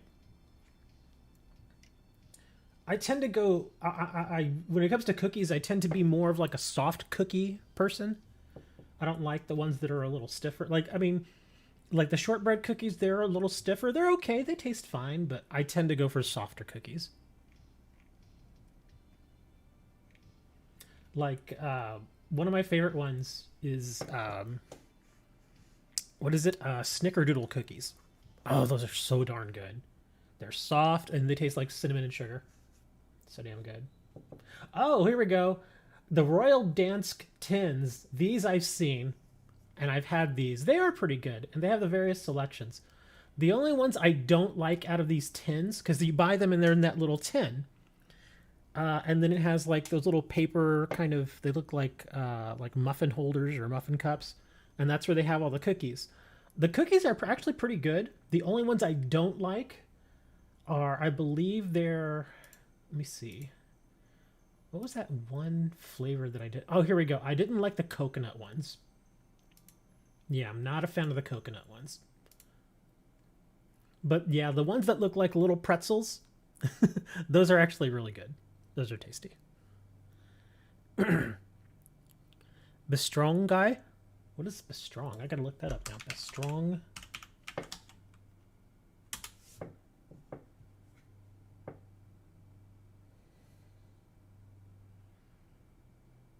Oh, Bestong. I'm sorry. I didn't need an R.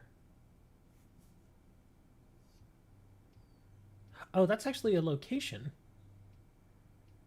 I guess that's where the food comes from. I should probably put cookie. Is that a cookie?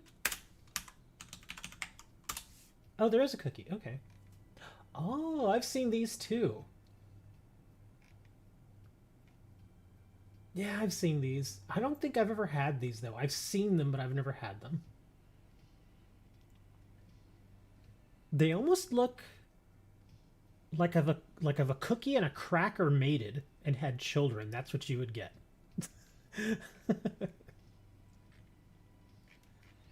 Those look interesting.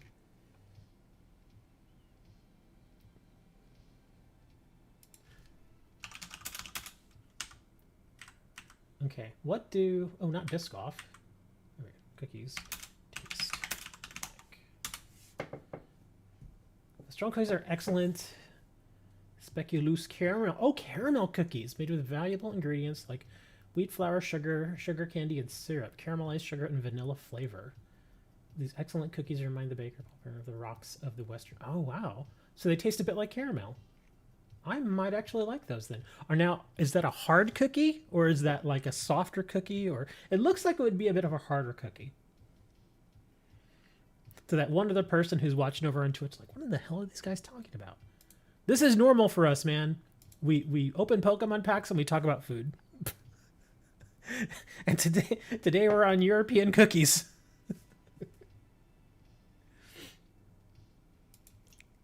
Is a hard cookie? Nah.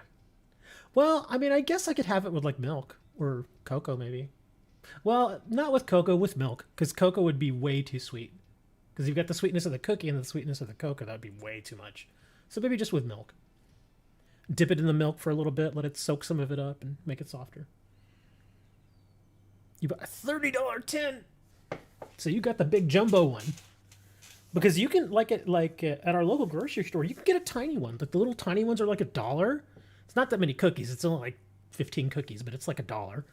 And then you can get the bigger ones, the normal ones, which are like $4 or $5. And I have seen those big giant ones. Now, of course, if you were like me, you were scarred by the Royal Danced cookie tin, because as a child, whenever you would see that, it'd have like the pictures of the cookies and stuff, and you'd see it and you're like, ooh, cool cookies. And then you'd go and you'd open it only to realize that your grandmother had changed it into a place to keep all of her sewing stuff, like needles and thread. And you're like, where are the cookies? And it was only sewing supplies. We were scarred. Every single time we'd see that tin and think, could it be cookies? It's not cookies.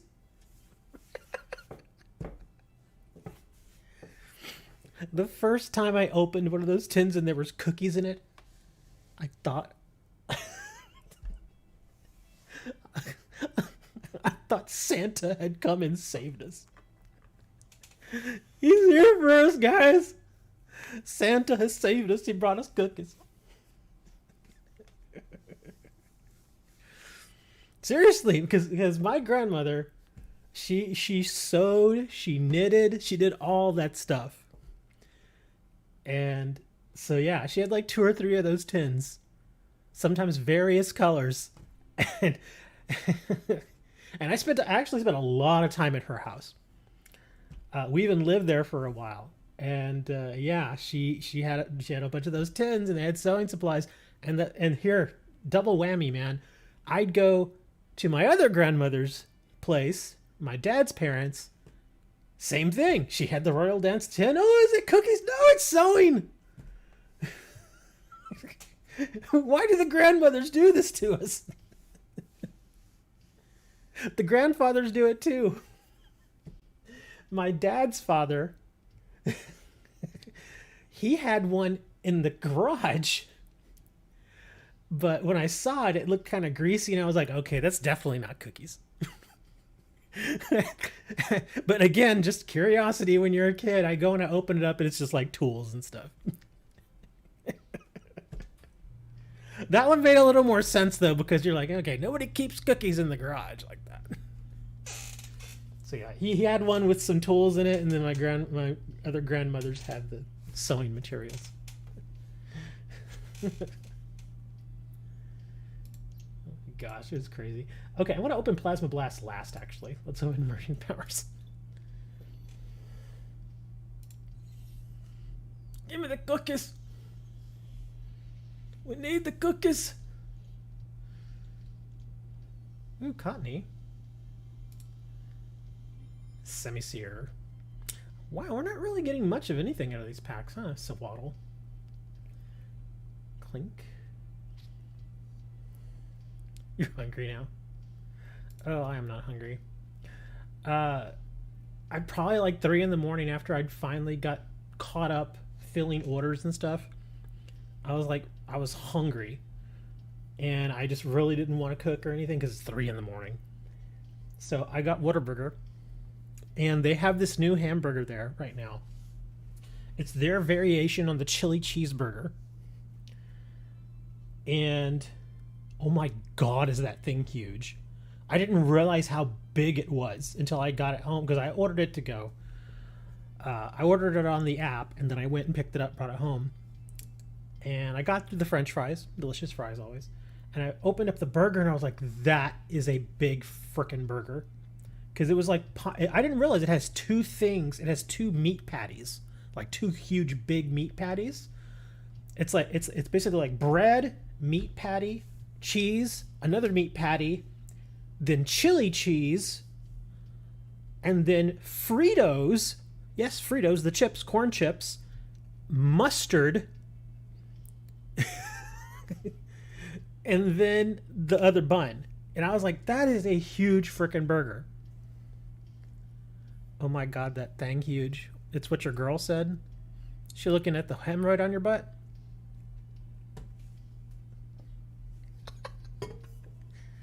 She's like, shut up, man. We talking about my hemorrhoids.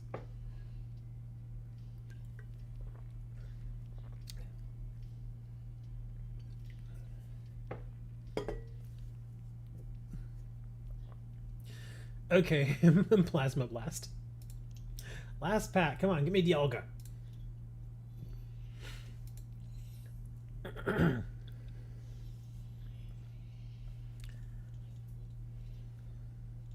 Look at Porygon. Oh, Tilleries. Glalie. Drifloon. Snover. Teddiursa. Old School Porygon. Tortuga. Electric. Aggron. Yeah, we didn't really get anything that great out of those packs. Yeah, nothing super fancy. I mean, I like this one. It's a Team Plasma. Yeah, pretty much all the Team Plasma cards look neat. They've got that very deep blue hue to them. Gevoelkoek is another Dutch cookie. It's a very soft cookie, so you might like it. Well, now I have to look it up. Let's see.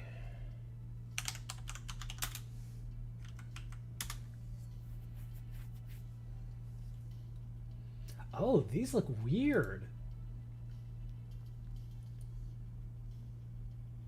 Are those almonds? Yeah, I'm seeing different variations of them. It looks like with some of them, there's like a single almond in the middle of the cookie. On others, there's like 3 almonds. On yet another one, I see like shaved almond. Huh. But they are pretty thick. Some of these are thick boys. Yeah, one of these picks that I'm looking at here, oh wow. That actually looks pretty tasty. I'm not crazy about almonds, but the thickness of that cookie looks interesting. They almost look like little buns. The almond is pretty much pineapple on pizza for your country. Yeah, I've never been a big fan of almonds. I mean, I'll eat them. You know, I basically tolerate almonds, but yeah, I won't go like looking for almonds to eat.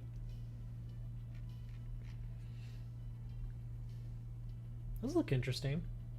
Yeah, because it looks like they have like a very moist interior. Oh, here's some that are very different. This one has like a white, almost cake-like center, and on the outside it's very, very brown. It's almost like they put like brown sugar on it or something. Almond-filled spice cookies. Okay, now I have a good idea of what these probably taste like. Spice cookies are alright. They're okay. But I bet the texture is really good.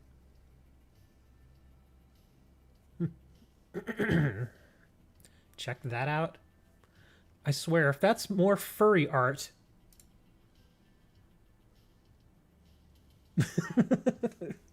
Oh, I've seen these, the Misfortune cookies. Yeah, these are kind of silly.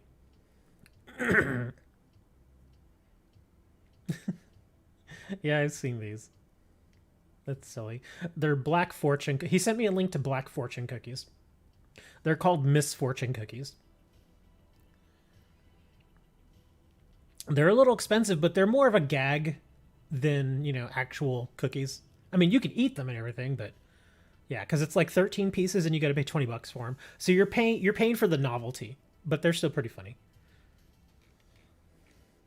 I guess these would be kind of interesting to give out for Halloween if money were no object.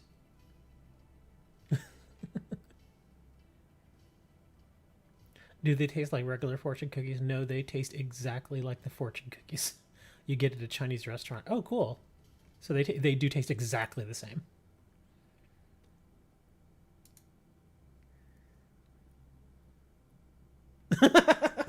Some of the messages in these are weird.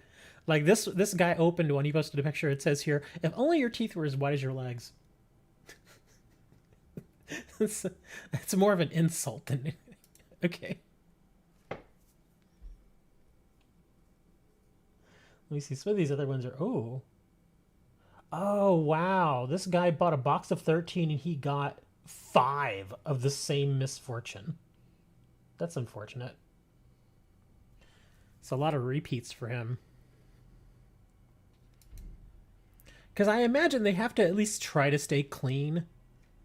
They're just like mildly insulting. They're not like hardcore. It's not like Exploding Kittens hardcore. Yeah, because most people would not want to deal with that. He does. I asked him earlier, Dre. He doesn't have the PS5 yet. He ordered it, but it's not there yet. Because I was bugging him earlier to play Overwatch, and he's like, I don't have it yet. And I was like, darn it. And he's like, and I've never played Overwatch. I'm like, oh, I guess I'll play. Yeah, Moni. You can play Overwatch now, Moni. At least Dre has an excuse. He has no idea what a computer is.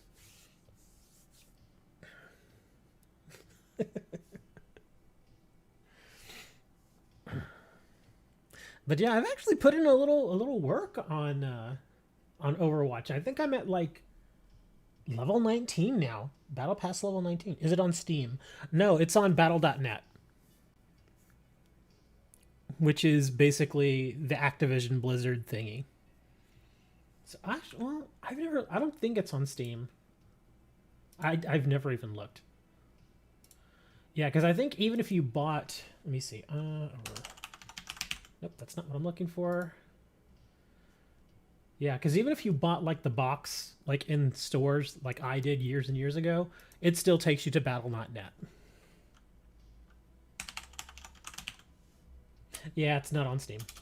You would have to get it from battle.net.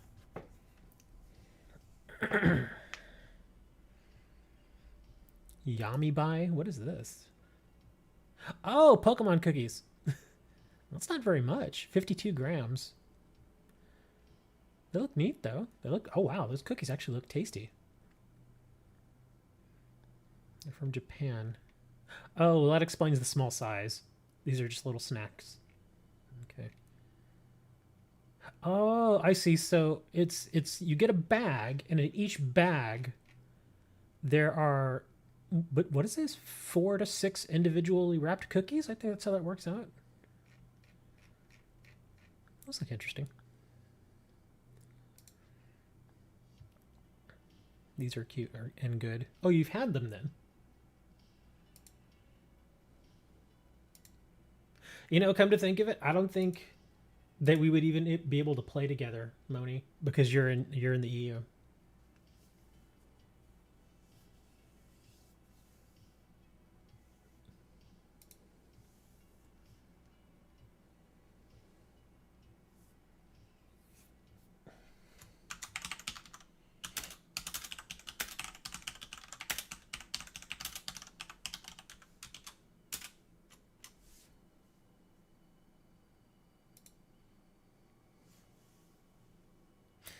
Yeah, but the thing is, Overwatch it's multiplayer online. So you really don't want to play it with a VPN. Because if your ping is more than, say, 100, you're gonna have a hard time. So yeah, I wouldn't ask anybody to play a VPN. Yeah, it's not like playing some of the other online stuff where it's not really doesn't really matter how long your turn may take or whatever. But when you're playing competitive shooters like Overwatch, yeah, you want a good ping. Like my ping is usually between, and I've been tracking it too. My ping in Overwatch has been between 50 and 60, which is good. I mean, it could be lower, but I mean, it's still pretty good. It's very playable. But yeah, if your ping is over 100, you can probably still manage. But you're gonna lose out on a lot of kills, and you're probably going to get killed more often than normal. Because first off, he'd be out of the EU, and second, he'd be on a VPN. So I'm saying his ping would probably be at least 200 with all those hops. So yeah, it'd be pretty difficult. But of course, if he wants to, he could still download it and play, like, I don't know, Hearthstone or something. Because when you download battle.net, you can get all the other games that they have on there too. You gotta go! Alright, fine. Fine, go. Pokemon Go. Okay. It's Pokemon Go. See you later, dude. Thank you for the $3 in the super chat. And the Absol. Look, there he is. He's got one horn. He's horny.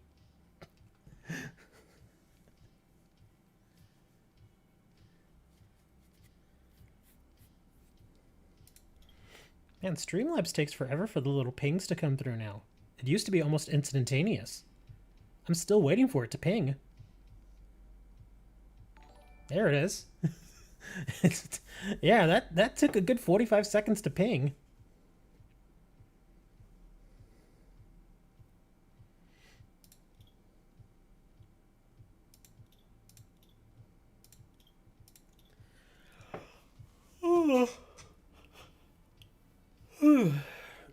Moni, you've never actually played Overwatch then?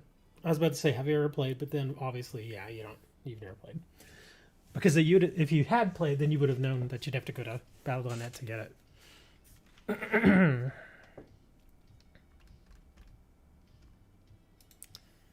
But yeah, there's other stuff on there. There's like Hearthstone. Some people really like Hearthstone. It's another card game. It's free to play. I played a little bit of Hearthstone, but I'm not that great at it.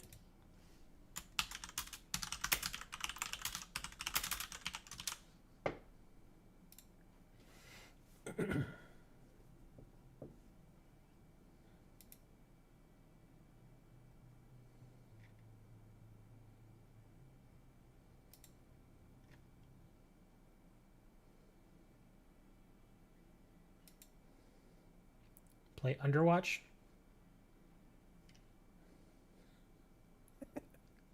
Not been playing a lot of games recently. Oh, because you're in college. You're back in college now, aren't you? So you're probably concentrating on school.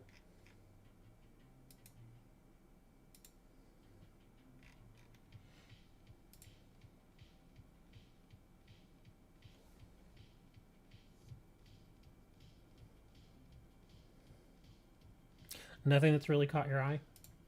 There's Stray. I heard Stray is really good. I've actually not bought Stray either. Because, I mean, it looks like an interesting game, but it seems like one of those games that I would just get bored of really quickly. So I've not played it. Or I've not bought it to play it. But if it goes on sale for like $10, I'll probably get it.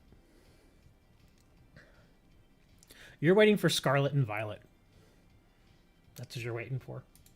You're like, I'll just wait the month and then... and then get the... No, oh, Detroit Become Human. There is a game called Detroit. There really is.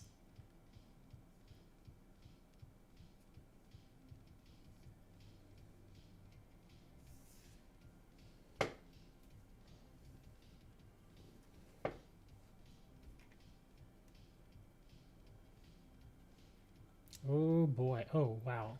There's some weird stuff going on in China. Sorry.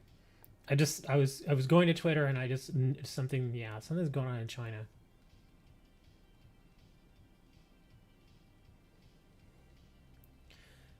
In case you're wondering, Hu Jintao, who is the former head of state in China, apparently was escorted out of Congress in China against his will. And Xi just didn't he just looked at him for a little bit and then just turned away. I hope they don't kill him. I mean, not that it really matter, but that'd be kind of crazy. You're gonna buy it, but you'll wait and see what the actual reviews are. I'm planning, Moni, on getting it on the first day. So, and I'll stream it on the first day. So if you want to take a look at it, I'm fully expecting there to be bugs. Fully expecting it, because even now, Arceus for me still has bugs, and you can tell they're pretty much done doing whatever they're going to do with the game. They're not going to do anything else to Arceus. So yeah, I fully expect that Scarlet and Violet will have bugs. It's just one of those things. But let's just hope that they patch whatever the problems are, and I hope they're not game-breaking bugs. They probably won't, because they're generally pretty good about making sure that the bugs are at least not game-breaking. So we'll see how that works out. But yeah, I'll stream it the same day I get it. I don't know if I'm going to be like at the store like at 6 a.m. waiting to get my copy or anything, but we'll see how that goes. Who knows? Maybe I will be.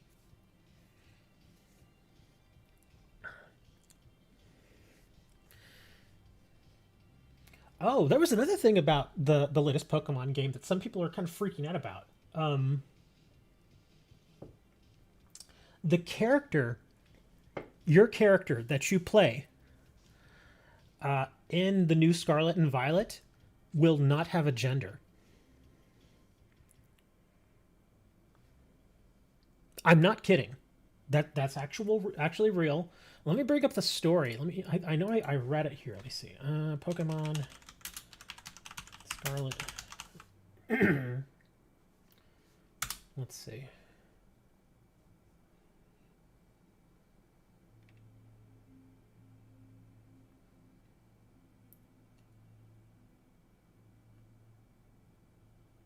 me see.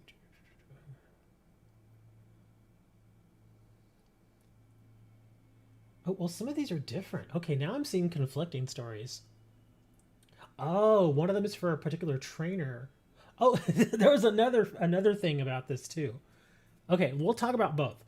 Okay, so the way it works is your character that you choose in the game will have no explicit character. Like they will not refer to you as he or she.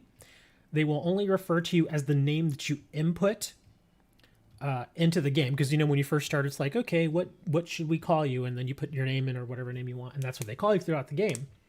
Not only that, but things like haircuts, lip color, eye color, clothing, all of that is going to be, I don't want to say unisex, because some items will be very obviously more masculine and others will be more feminine. But they are not putting a limitation on which characters can use like a skirt and which can use like pants, that sort of thing. So you can customize your character to look however you want. So I guess in a way they're non-binary. I guess that's how they would put it. Yeah. So yeah, your character is basically non-binary. So you can kind of customize them however you want. I think that's fine. I have no problem with that. But of course, you know how this world is. There's always somebody on Twitter, oh look, they're getting woke now. Pokemon's woke. It's like, dude, who cares, man? Really? It doesn't matter. And then somebody made a joke. Like, they're like, yeah, man, what's gonna happen now? Are there gonna be Pokemon without genders? And of course there are Pokemon without genders. That was the joke. But enough people didn't get that he was joking that it made it funny. Anyways, there was another thing that I found out. Let me see. Oh, and I think I shared a picture of her too. Iono. Did I share this picture? I think I did. I think I shared it in the Pokemon section. I don't remember. It's been a little bit. Okay, yeah, I did. Yeah, I wrote in here she's a bit creepy. But yeah, Iono is one of the new trainers in the new game. And apparently people got this weird idea. I don't know. I mean, obviously it's hard to tell if this is true or not. But yeah, here, I'll just read the story for you. In an almost beat for beat repeat for the discourse surrounding the self-perpetuated but ultimately false hopes of the LGBT community that Splatoon 3 Shiver was non-binary, various Nintendo sources have deconfirmed recent speculation that newly revealed Pokemon Scarlet and Violet gym leader Iono is a non-binary and transgender character.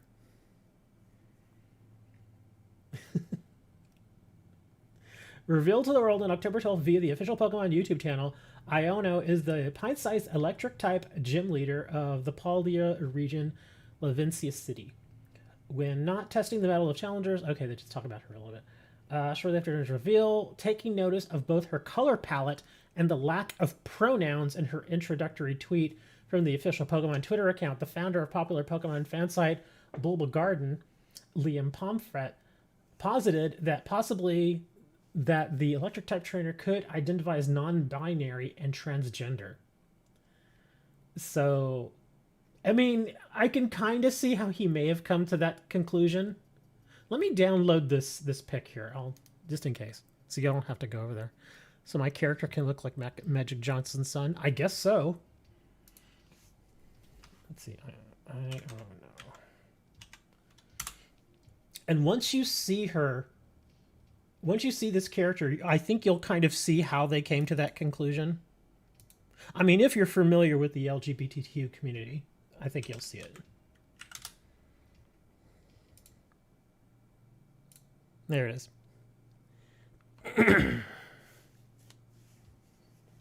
That's her. Now, she's very loud, obviously. She's got the crazy jacket or whatever that thing is. And apparently her whole thing is she's a streamer. It's kind of strange. But yeah. But the reason, again, that it mentions here in the story was when she was announced, they didn't call her he or she. Doesn't really necessarily mean anything, but look at her hair color.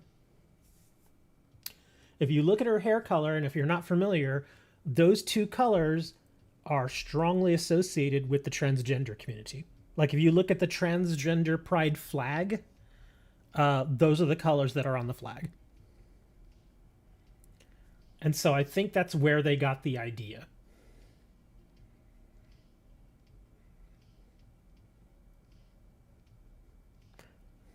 But yeah, that's kind of the whole thing.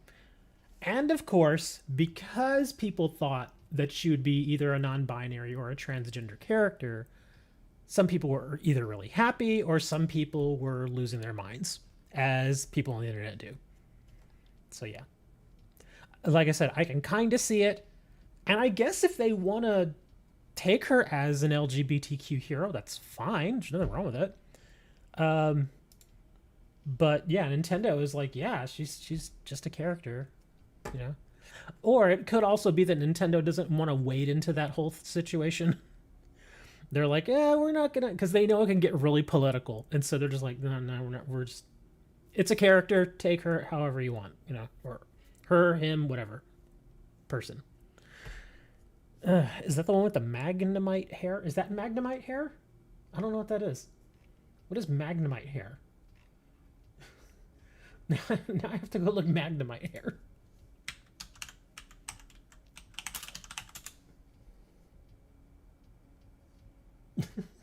Oh my god. I typed in Magnemite hair. Oh my god, some of these pictures. She was the one with the Magnemite stuck on her head. Okay, well, I don't see a Magnemite on her head. But yeah, the Magnemite hair, some of these images are weird.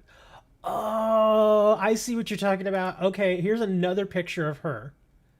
Yeah, there's another picture where she has two Magnemites. Yeah, one's like kind of like a blue-green and the other one's pink. Okay, yes, that's her. Okay, so there are different variations of her pictures and stuff. Okay. So yeah, I guess she does have the Magnemites. You're calling your character Rainbow Guy? How's it going? It is going, sir. We were talking about one of the new characters that's going to be in Scarlet and Violet.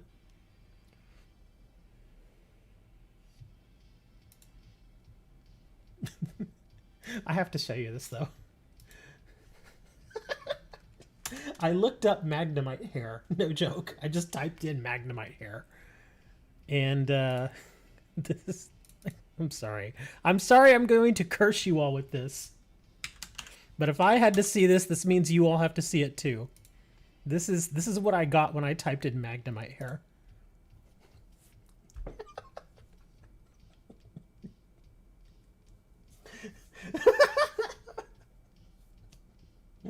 Magnemite rocking the fro, man. I love that.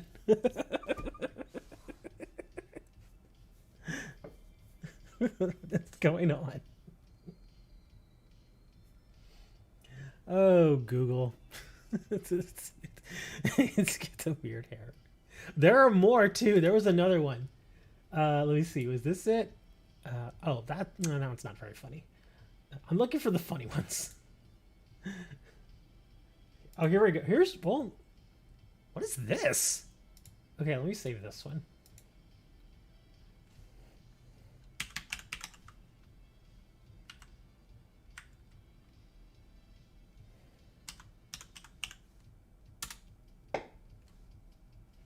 Okay, let me take that one off the screen.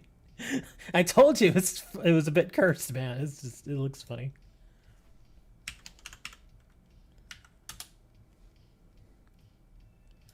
Okay, this one I have to adjust a little bit. It's a little big. Come back for 1 second and you say Google, my phone brings up Google. Hey Google, order pizza. Here's another one. I guess that's more of a Magnazone.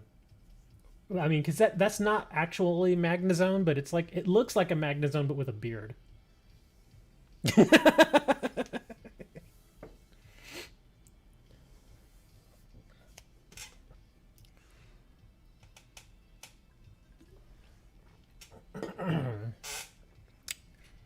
But yeah, all kinds of good stuff when you look at Magnemite hair.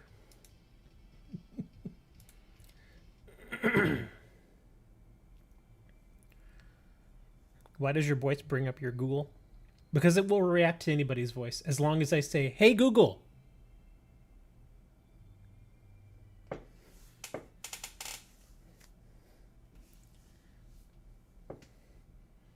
Who is this? I've never seen this character before. Magnemite and Magni. I've never heard of this character. Could this be a fan-made character? Here, I'll show. Well, yeah, I guess I'll show her to you. Let me save this. I think this is this a fan-made character. I could just not know who this is.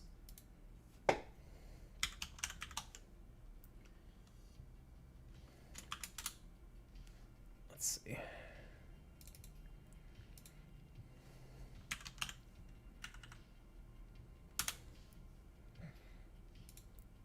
Let me make this a little bit bigger. Okay, yeah, who's this? Do you all know who this is? I think it feels like this is a fan-made character, but she's got a Magnemite with her. So I don't know. I've never seen this character before. That's why I'm thinking it's a fan-made character. All right, you're going to get lunch. Hey Google, how much is a taco?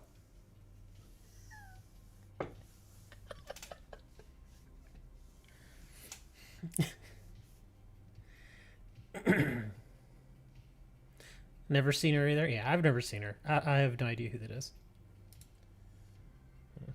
She's apparently very tiny. She's only 142 centimeters tall.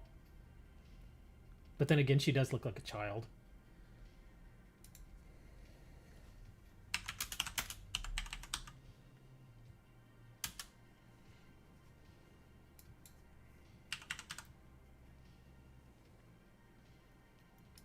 Okay, we're going to close Magnemite hair. No more of that. No more Magnemite hair.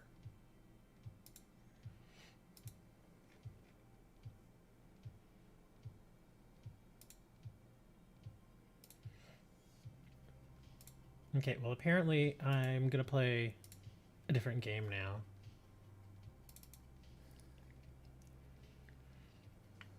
Yeah, we're going to try some Underwatch. Let me exit this. Oops, hold on. Exit game. There we go.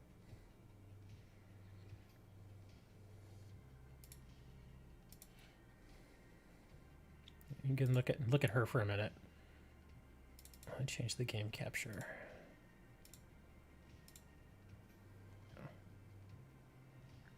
There we go. Yeah, check out how far I already got in the battle pass. Yeah, look at that. I'm already, what is it, 19? Yeah, I'm already almost 20.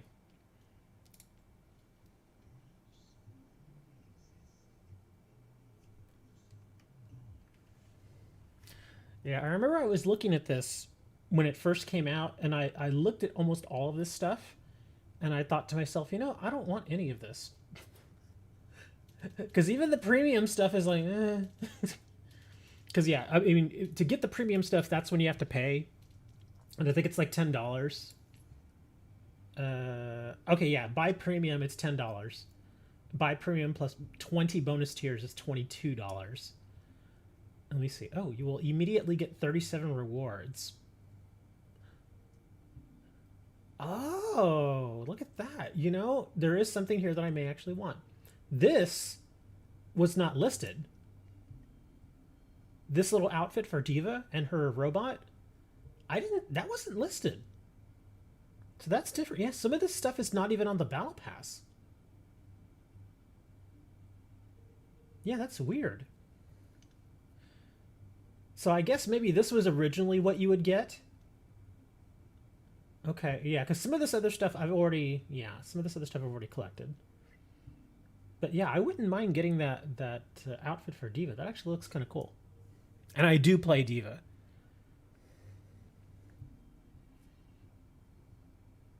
Whenever I tank, I always play Diva. Let's see what else. Yeah, that's really the only thing I would want from that. And then, what about this? Oh, it would just give you the more tiers. Okay.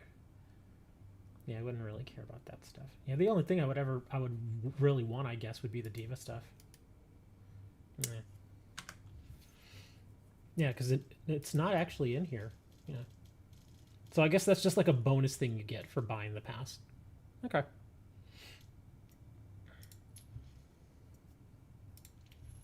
But yeah, I've been practicing doing just the AI training, and I've been trying to get better with Widowmaker, where I'm trying to find a DPS that I actually have fun with.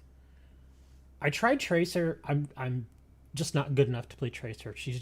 I just don't mesh well with her. I tried May, and she's oh dang it, somebody already took her. I guess I'm playing Diva.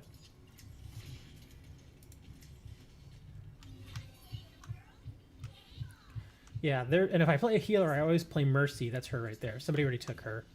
So that's why I grabbed Diva. And there's Widowmaker. I've been practicing with her, and I'm doing better. For a while, I was doing horribly. But I finally kind of learned some of the stuff that she does well. So, yeah. Do you get anything from winning matches? You just get battle pass points. It just levels you up. And the reason why I'm playing a little more this weekend is because let me turn down my volume a little bit. Is because it's like a bonus weekend where you get like so much more. Dang it. It's gonna come over here. Boop.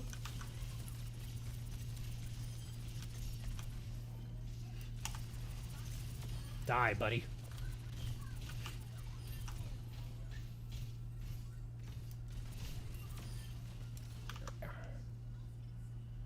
Okay, I stopped my I put up my shield just in time there. I almost bought it.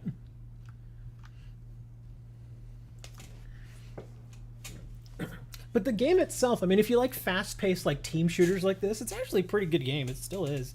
I mean, it's always had that. And then of course you've got the silly characters and stuff. Oh, Winston's dead again. Oh, there goes Tracer.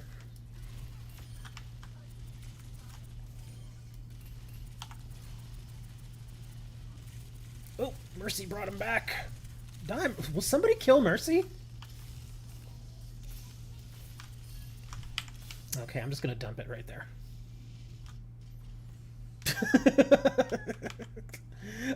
I knew it was too early, but I already got it to pop. My ultimate. That's what that little timer is down there at the bottom. It's my ultimate.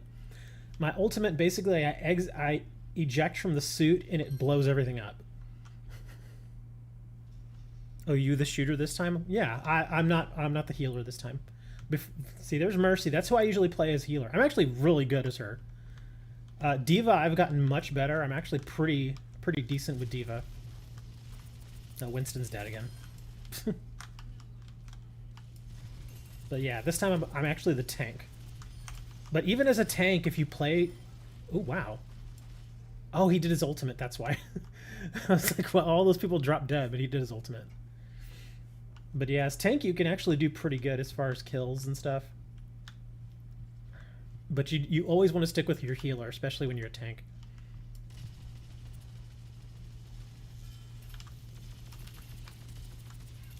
Come on, follow me, buddy. And you die.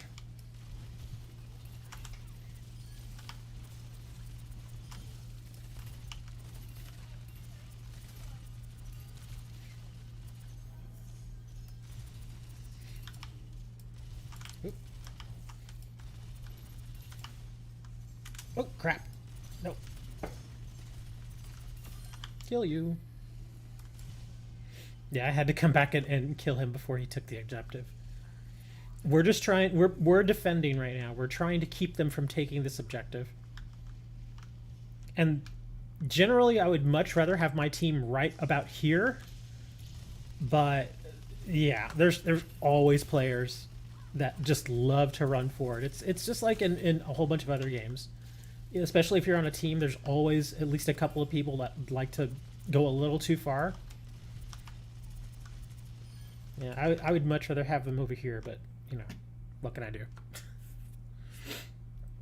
And I can either stand firm and just stand here, but if I don't go and help them, even with Mercy, they will eventually start to die.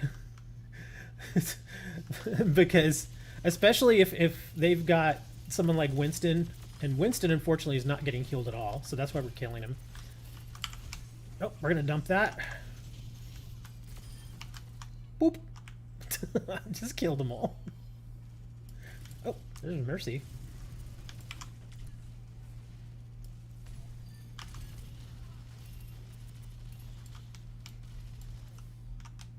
Where'd she go? Did I kill her? I don't think... Yeah, we didn't kill her. She just escaped. Okay. Oh, I think I saw her up there. I will say this, though. This team is far better than a lot of the teams that I get. Oh, Winston's going to live this time.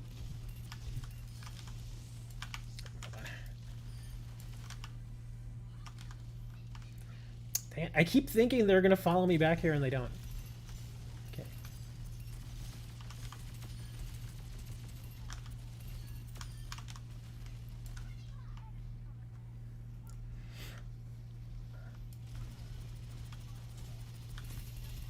Ouch.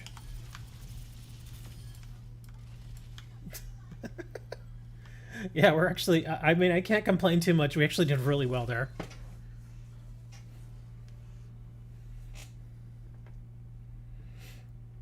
I doubt I got play of the game. I think Reaper probably got... Oh, I did! I didn't think I got play of the game, but apparently I did. That's probably when I popped. Let me see, there's Winston, and then I... Oh, that's right, I popped right here. Yeah, I ended up taking out almost the whole team. But yeah, that's it. And then you get battle pass points, and then you go back and do it again. Now I'm just practicing versus the AI. If I want to actually go and get on a real team, I can do unranked or I can do competitive. Competitive is really hard though. Like you want to practice a lot before you go into competitive. Then they have the various arcade modes, and then they've also got custom games. But you can do just basic training. Like if you want, you can actually just go to a practice range, because there are a lot of characters, and so that's what I'll initially do whenever I try a new character. I'll just go to the range. But that's why I was practicing with Widowmaker. That's not how she usually looks, though. This is how she usually looks. She's usually a purple girl. But apparently I got a skin at some point, because now I can make her look like that. I can make her look human. But this is who I'd been wanting to practice with. But I'm actually not great. I found that I actually have to adjust the polling rate on my mouse to make her a little more manageable, because I'm used to going, you know, hyper fast like this, but her strength is she's a sniper. I mean, she can do regular gunplay like that, but her strength is when she's a sniper. And of course, if I'm moving too fast as a sniper, that's not going to work. But yeah, she's got some interesting little abilities like that. She can also drop a little charge. Let me see if I can drop the charge over here. Oh, well, I can actually drop it with this guy. She's got this. Doink. Put the little charge there, and then when the guy runs into it, it pops. Doink.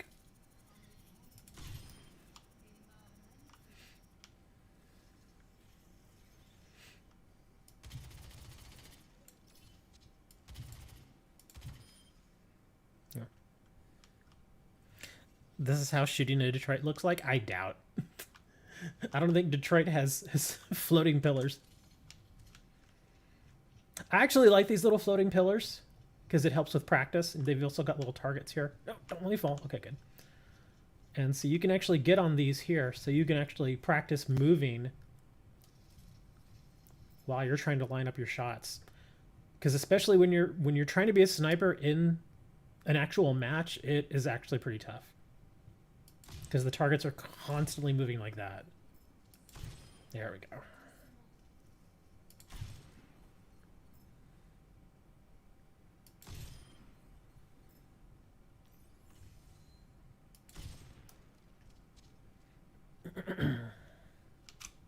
And jump off there.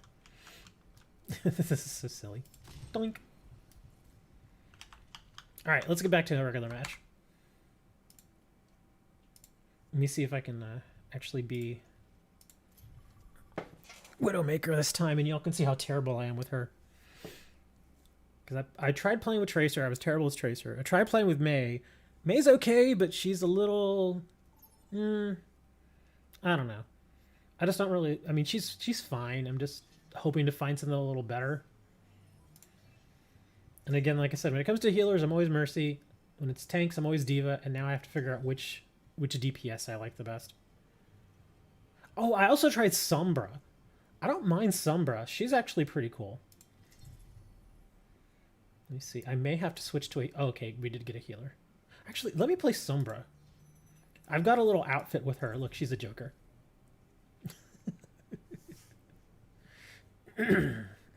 Apparently, again, I got a Jester outfit for her at some point.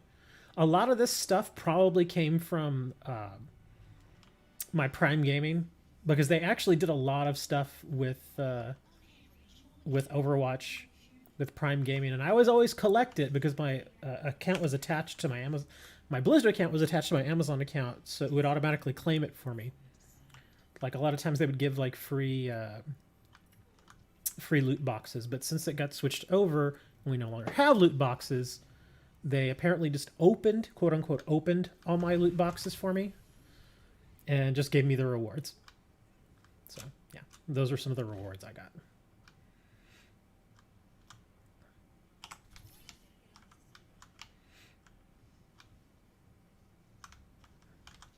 Okay, I'm trying to be sneaky here.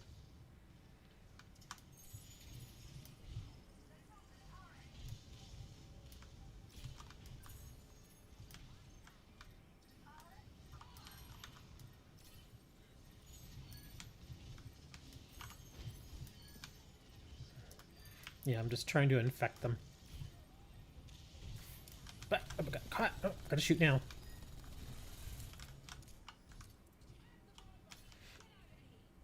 Oh, we lost a couple of people. Why is our healer not healing? What is she doing? Can you heal our tank, please? Sorry, but this just drives me crazy. When we have downtime like this, the healer should... Yeah, see, that took way too long. When you have downtime like this, you immediately gotta heal everybody up.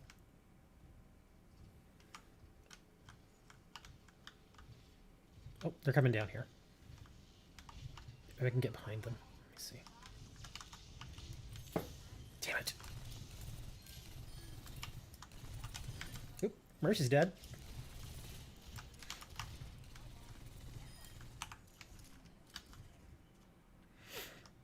Yeah, playing with this chick is fast. Who's the strongest player? Or do you mean the strongest character? There is no strongest character. Well, technically there's not supposed to be, but certain characters are slightly better than others. They're just, you know, they always try to keep things balanced, but yeah.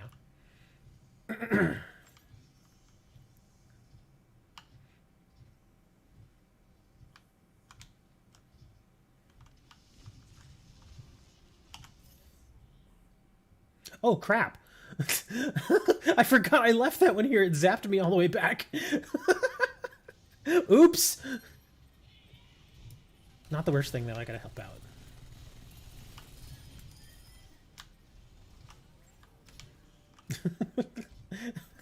That's one of my abilities. I can drop a little token somewhere.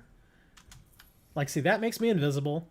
It makes me run really fast. And then if I want, I can drop a token somewhere, like over here, and then hit it again and it'll zap me back over there. Oh, I can also infect that. Oh, crap, they destroyed it. Damn.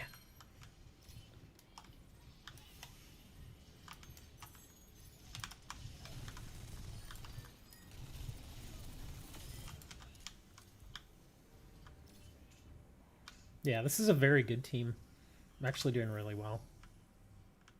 Here, I'm actually going to be... I'm going to throw it up here.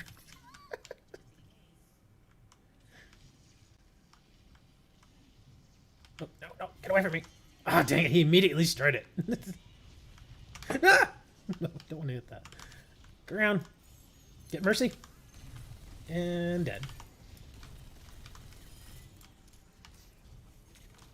Ouch, ouch, ouch, ouch. Stop shooting me.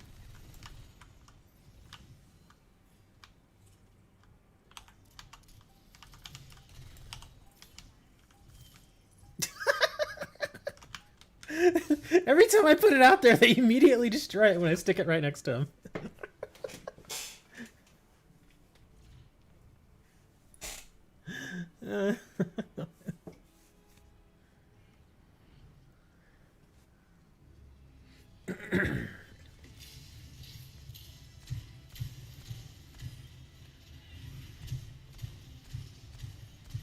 Oh, he's gonna do his ultimate. Yep. That's how they all got wiped.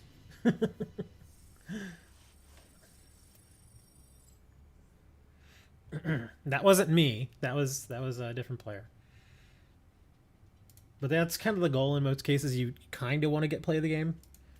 The thing is, though, I think I've only gotten play of the game with a healer once, so it's very hard to get play of the game with a healer.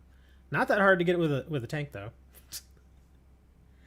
But that's the thing about ultimates. Ultimates tend to be like that one really overpowering move that can turn the tide of a game. And you can only use them every so often. That's why you have the little timer there at the bottom. And once that timer is full, then you can pop it.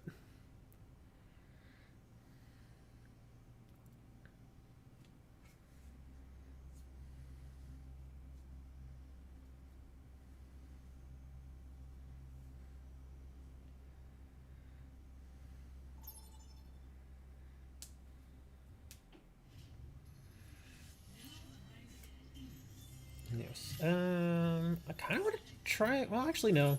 I said I would play Widowmaker. We're going to play her. Unless we need a tank or a healer.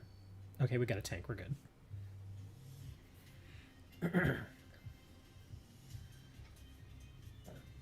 Her chin just looks strange to me. Like, she's got a very prominent straight chin. No, they do not. This game only came out like a week and a half ago. Here, have a painting. Here, I'm gonna shoot this basketball.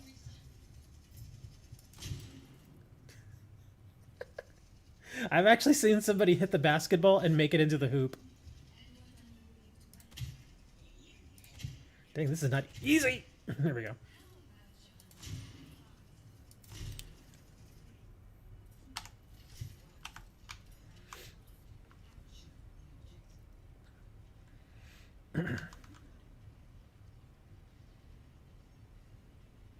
Okay, I gotta find a good spot here.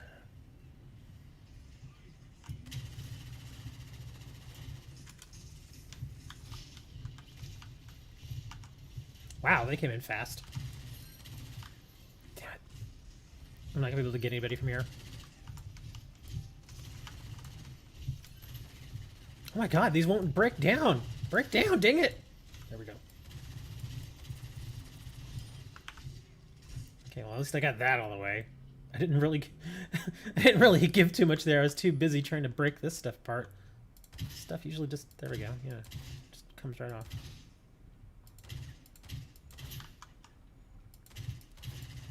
There we go. Okay, let's see where these come from now.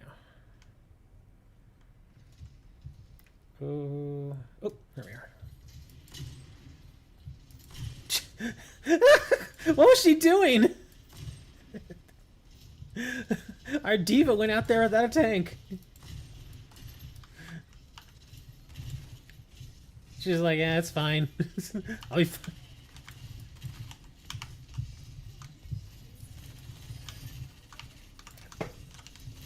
Oh, Torbjorn used his ultimate there.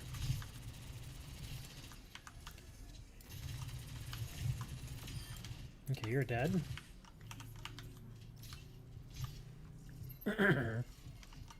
Oh! Get out of here.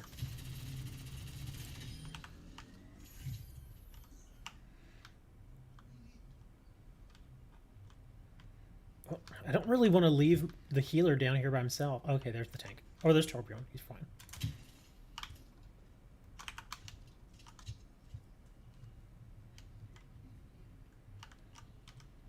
They may come from here this time. Oh, there we are.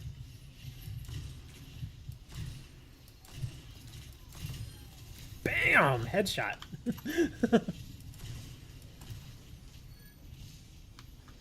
She keeps popping her ultimate in the worst place.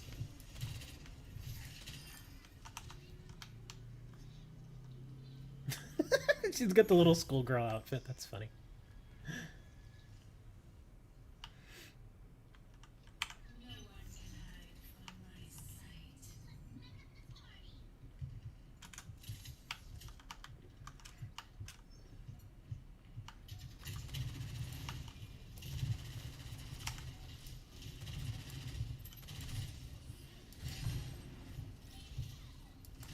Dang it, he moved him.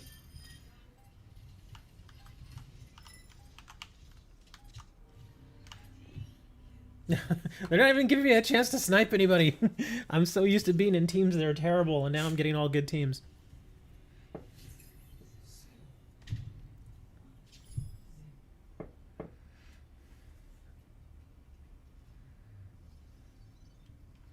Well, at least I know I can keep practicing with her now. Because these guys can take care of themselves.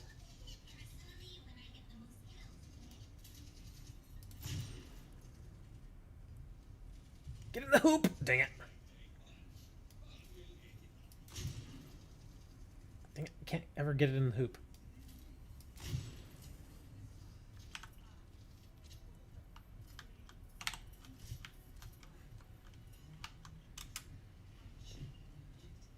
Oh, I don't like this map.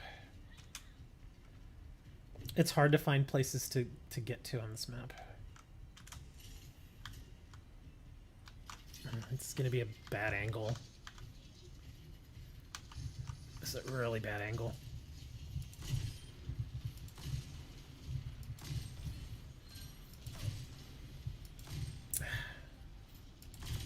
There we go.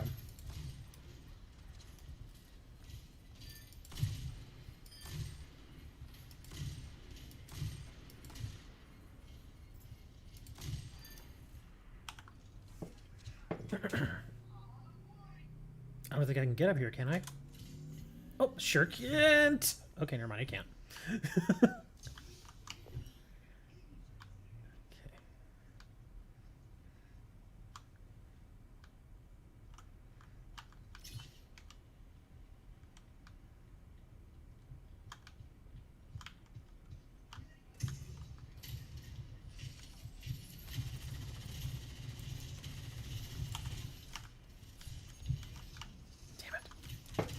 Ah, get away.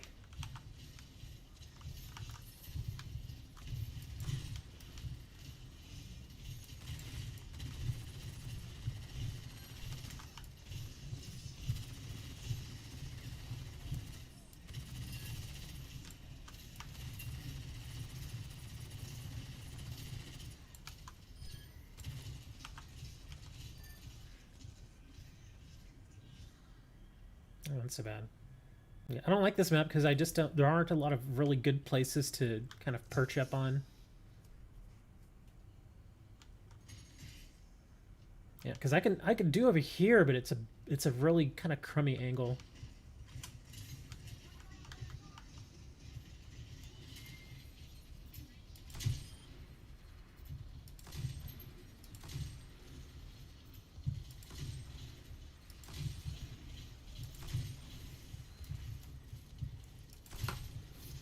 Oh, finish Torbjorn, damn it.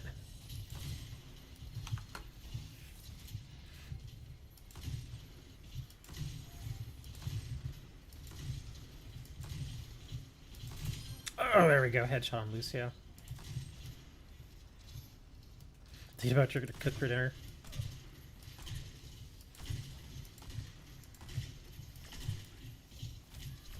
Ouch, I'm getting popped.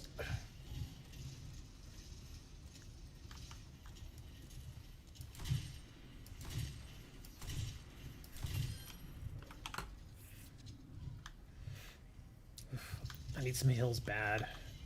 Yeah, I'm gonna... Ooh. Oh, they're trying to heal me. Okay, there we go.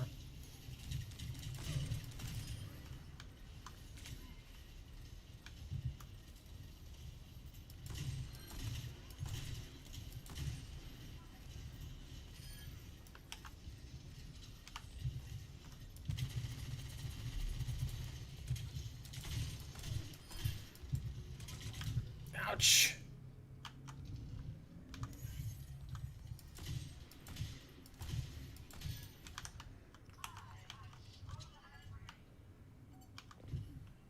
Okay, we got it though.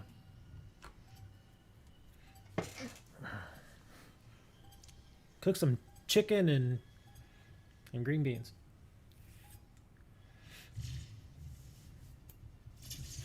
There's Lucio. He got skates. A good Lucio player is actually a great thing to have. Unfortunately, there's not too many good Lucio players.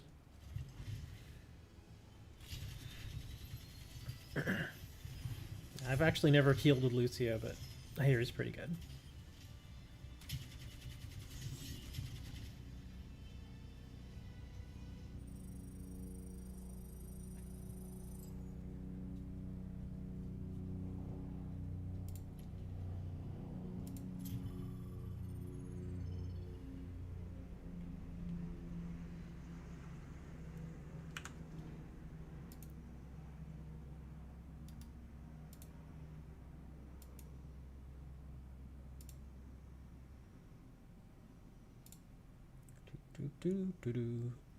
Checking for tomorrow's football game. For the Lions game.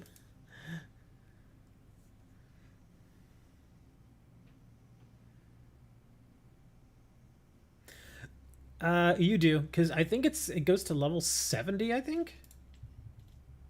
Oh, I'm sorry, it goes to level 80.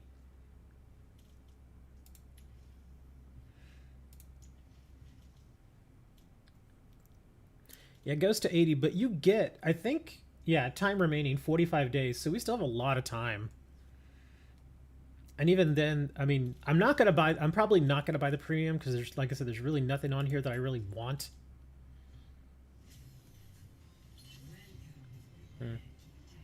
Let's see. Do we want to stick with Sombra? Sure, we'll stick with Joker Girl.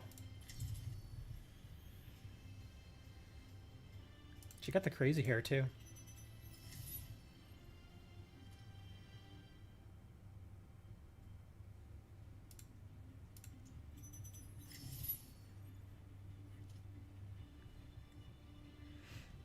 Let's see. Okay, we got a healer. Okay, good.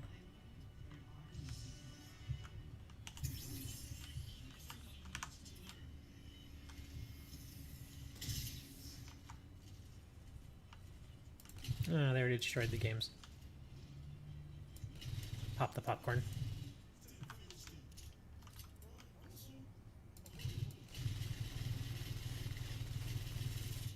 The trash can lid.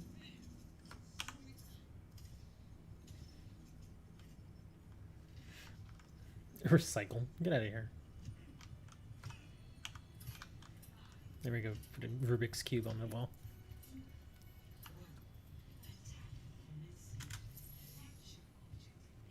Run really fast.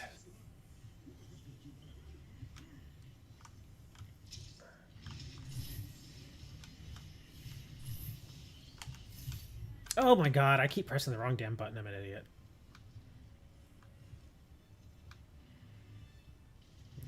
But that's why we're practicing. There we go. I'm just trying to infect everybody at this point.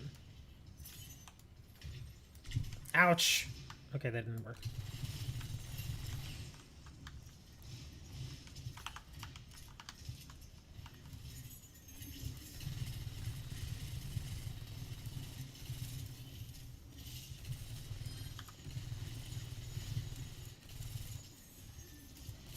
Oh, Mercy's dead.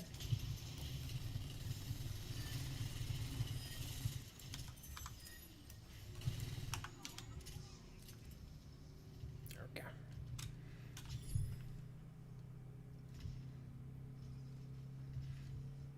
Got another good Lucio player. I'm not crazy about this dude. Batiste, he's... I don't know. I just don't like the way he heals. I mean, not the player, but I mean the actual character. He's got a very unique way of healing. Lucio's just much more solid.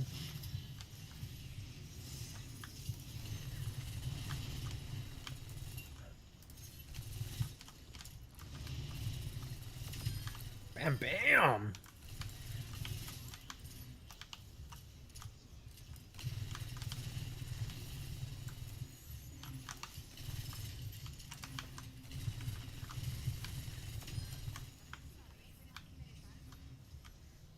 Ooh, she does not.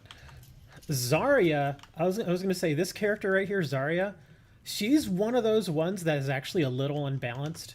She's really hard to kill.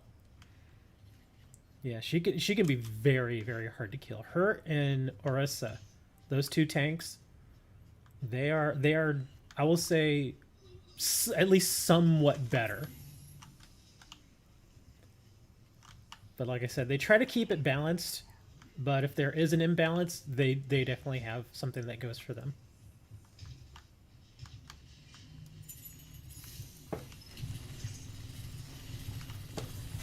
Oh, crap. Damn it. I was hoping to just get Mercy, like, really quick, but that didn't work out. Oh, man.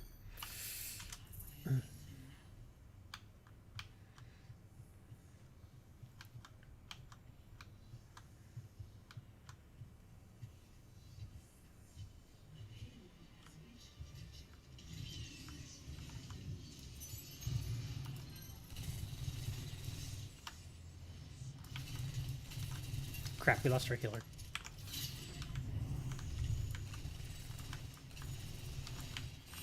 Oh, get away, Zarya. No. Alright.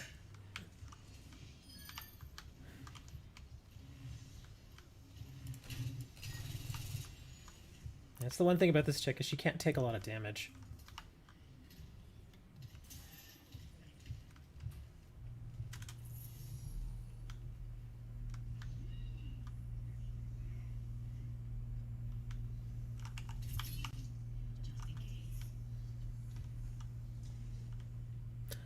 That's what I was saying with my mouse. I completely forgot to turn down my polling rate on my mouse.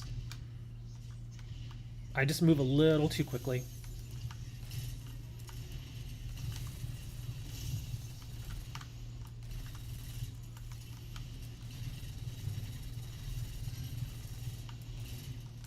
And remember, there's no auto aim in this game. It's all manual.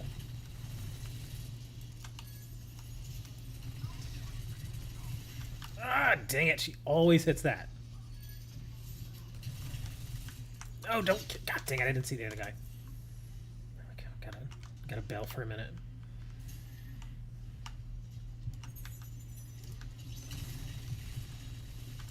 Man, that little shield. She always pops it.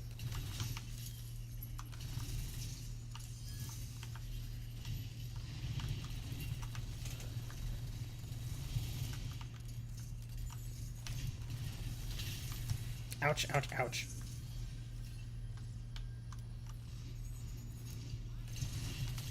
Ow! Really? Put me to sleep.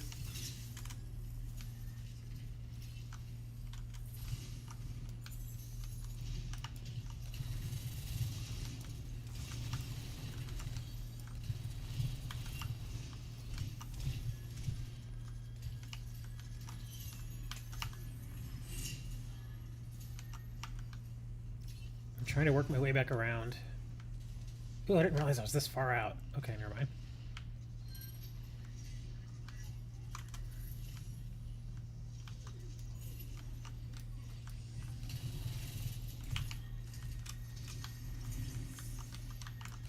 Ooh, this is getting kind of insane.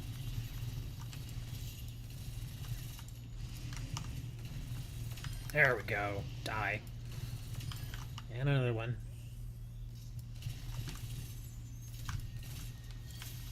Take it.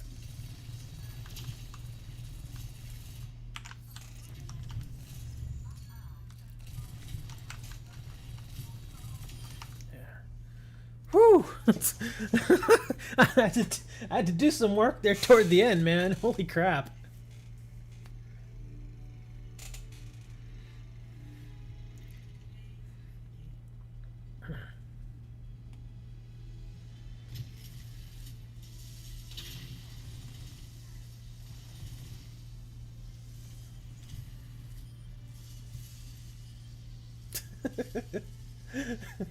Winston's gun is so lazy.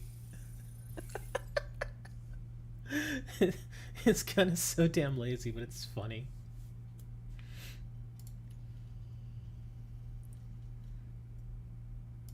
Not quite there. I think one more victory and I should get to level 20.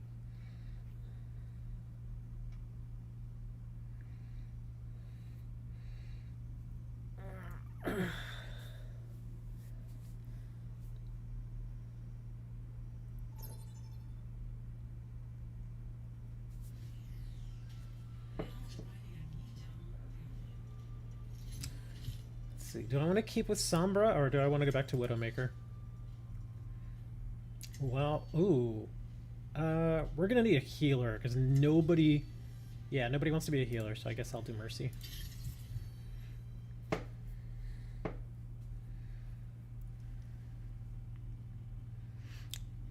What is a GG? Does that mean giggity goo? It does mean giggity goo.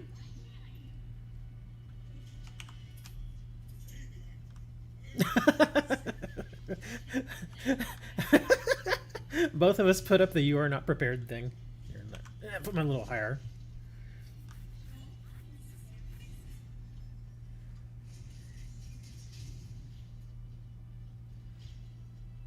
Oh, we got a Reinhardt. Okay, excellent.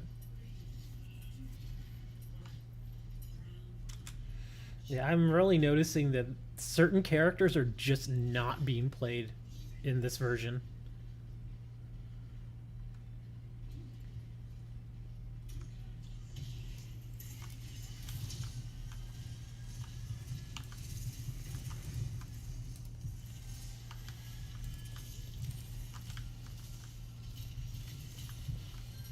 Come on, you gotta move, dude. God dang it, you gotta move. Ouch.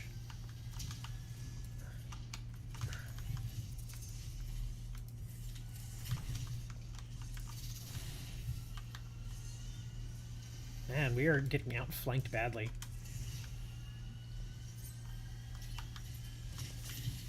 Ouch.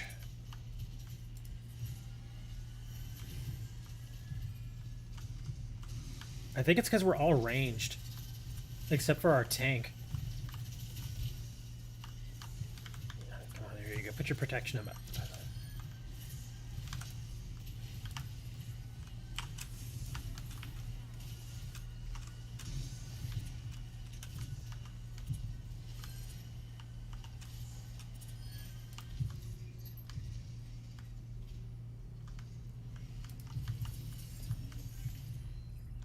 Don't chase him. Don't chase him. Come on back. No, don't chase, dude. Get back. There you go. Come hang out. Oh, hold on. He's got somebody. Oh, here we go. Oh, he's dead.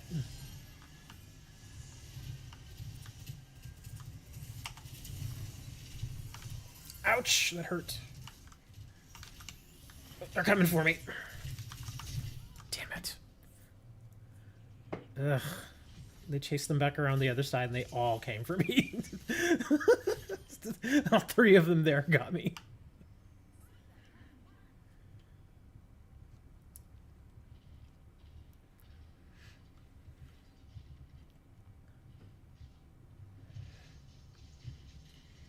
Come on, guys, just survive.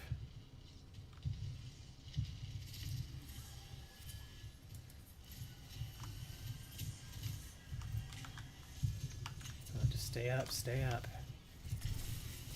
I'm gonna get killed again.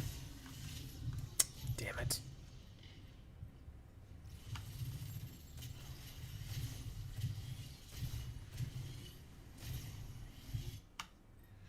Ugh, I got 3 criticals over there. Yeah, they're all dying now. And the crappy thing is our tank is the one who is dying, which is kind of alright. Because he's supposed to be the one that's up there. No, God, where are you going? I think he was actively running away from me. Go get him, sweetheart. Come on, shoot. Ooh, they're all shooting at her. Okay, our tank is just sitting back at the base now. Come on, dude.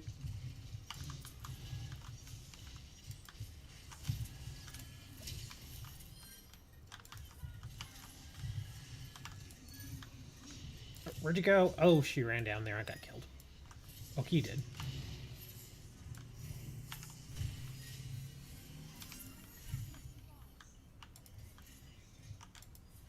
Ooh, we may just pull this off.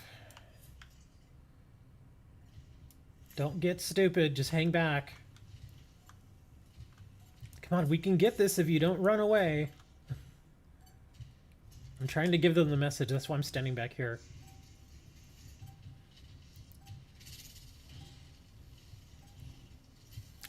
All I have to do is wait this out. Don't let him get in here! Yes! Just don't let him get in here and we got it. A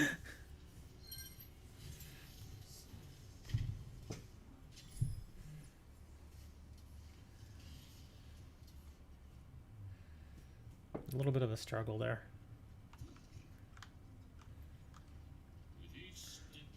Wish we had a Sojourn. Yeah, the Ashe is doing... She's doing all right. I'd actually like to change this Genshi for a Sojourn. Be much better. That's... Oh, there you go. Look at that. Sojourn. Good job. Yeah, I think Sojourn is one of the newer ones. And she's actually pretty darn good. One of the new characters.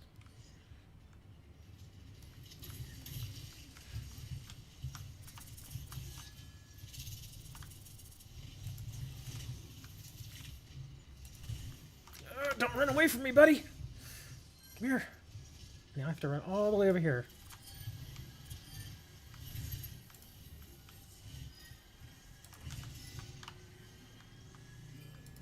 Good job. There we go.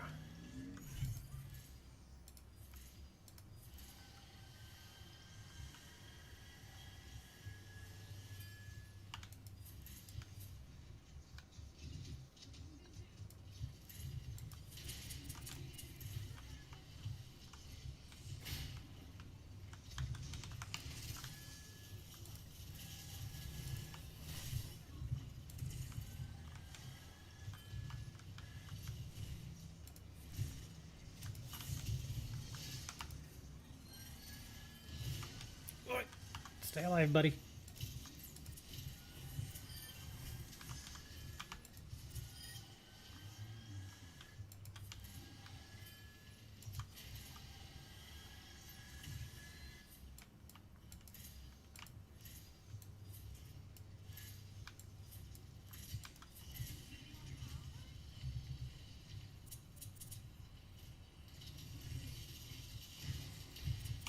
Oh, he's gonna get himself in trouble.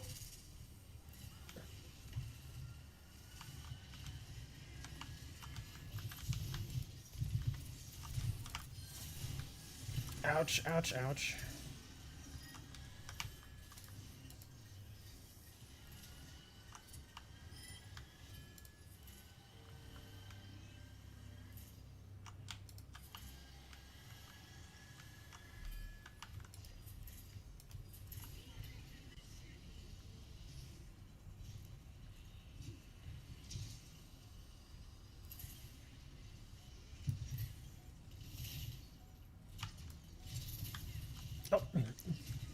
gonna get himself killed.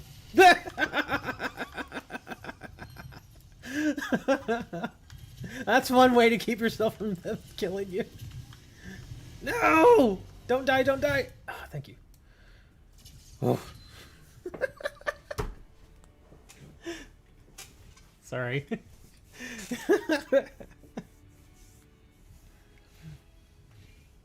Our Hanzo, instead of taking a bullet to die, he just jumped in the water. He's just like, nope.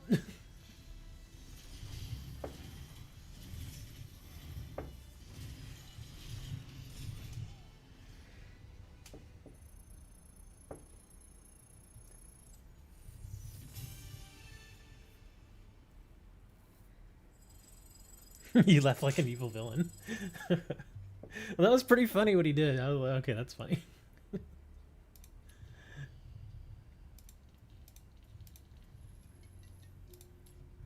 Yay, we got level 20 of something that I don't care about. Oh, look. The next thing I get is a piece of pizza. That's so dumb. Like, really, what is the point? It's just a little emblem, that's all it is.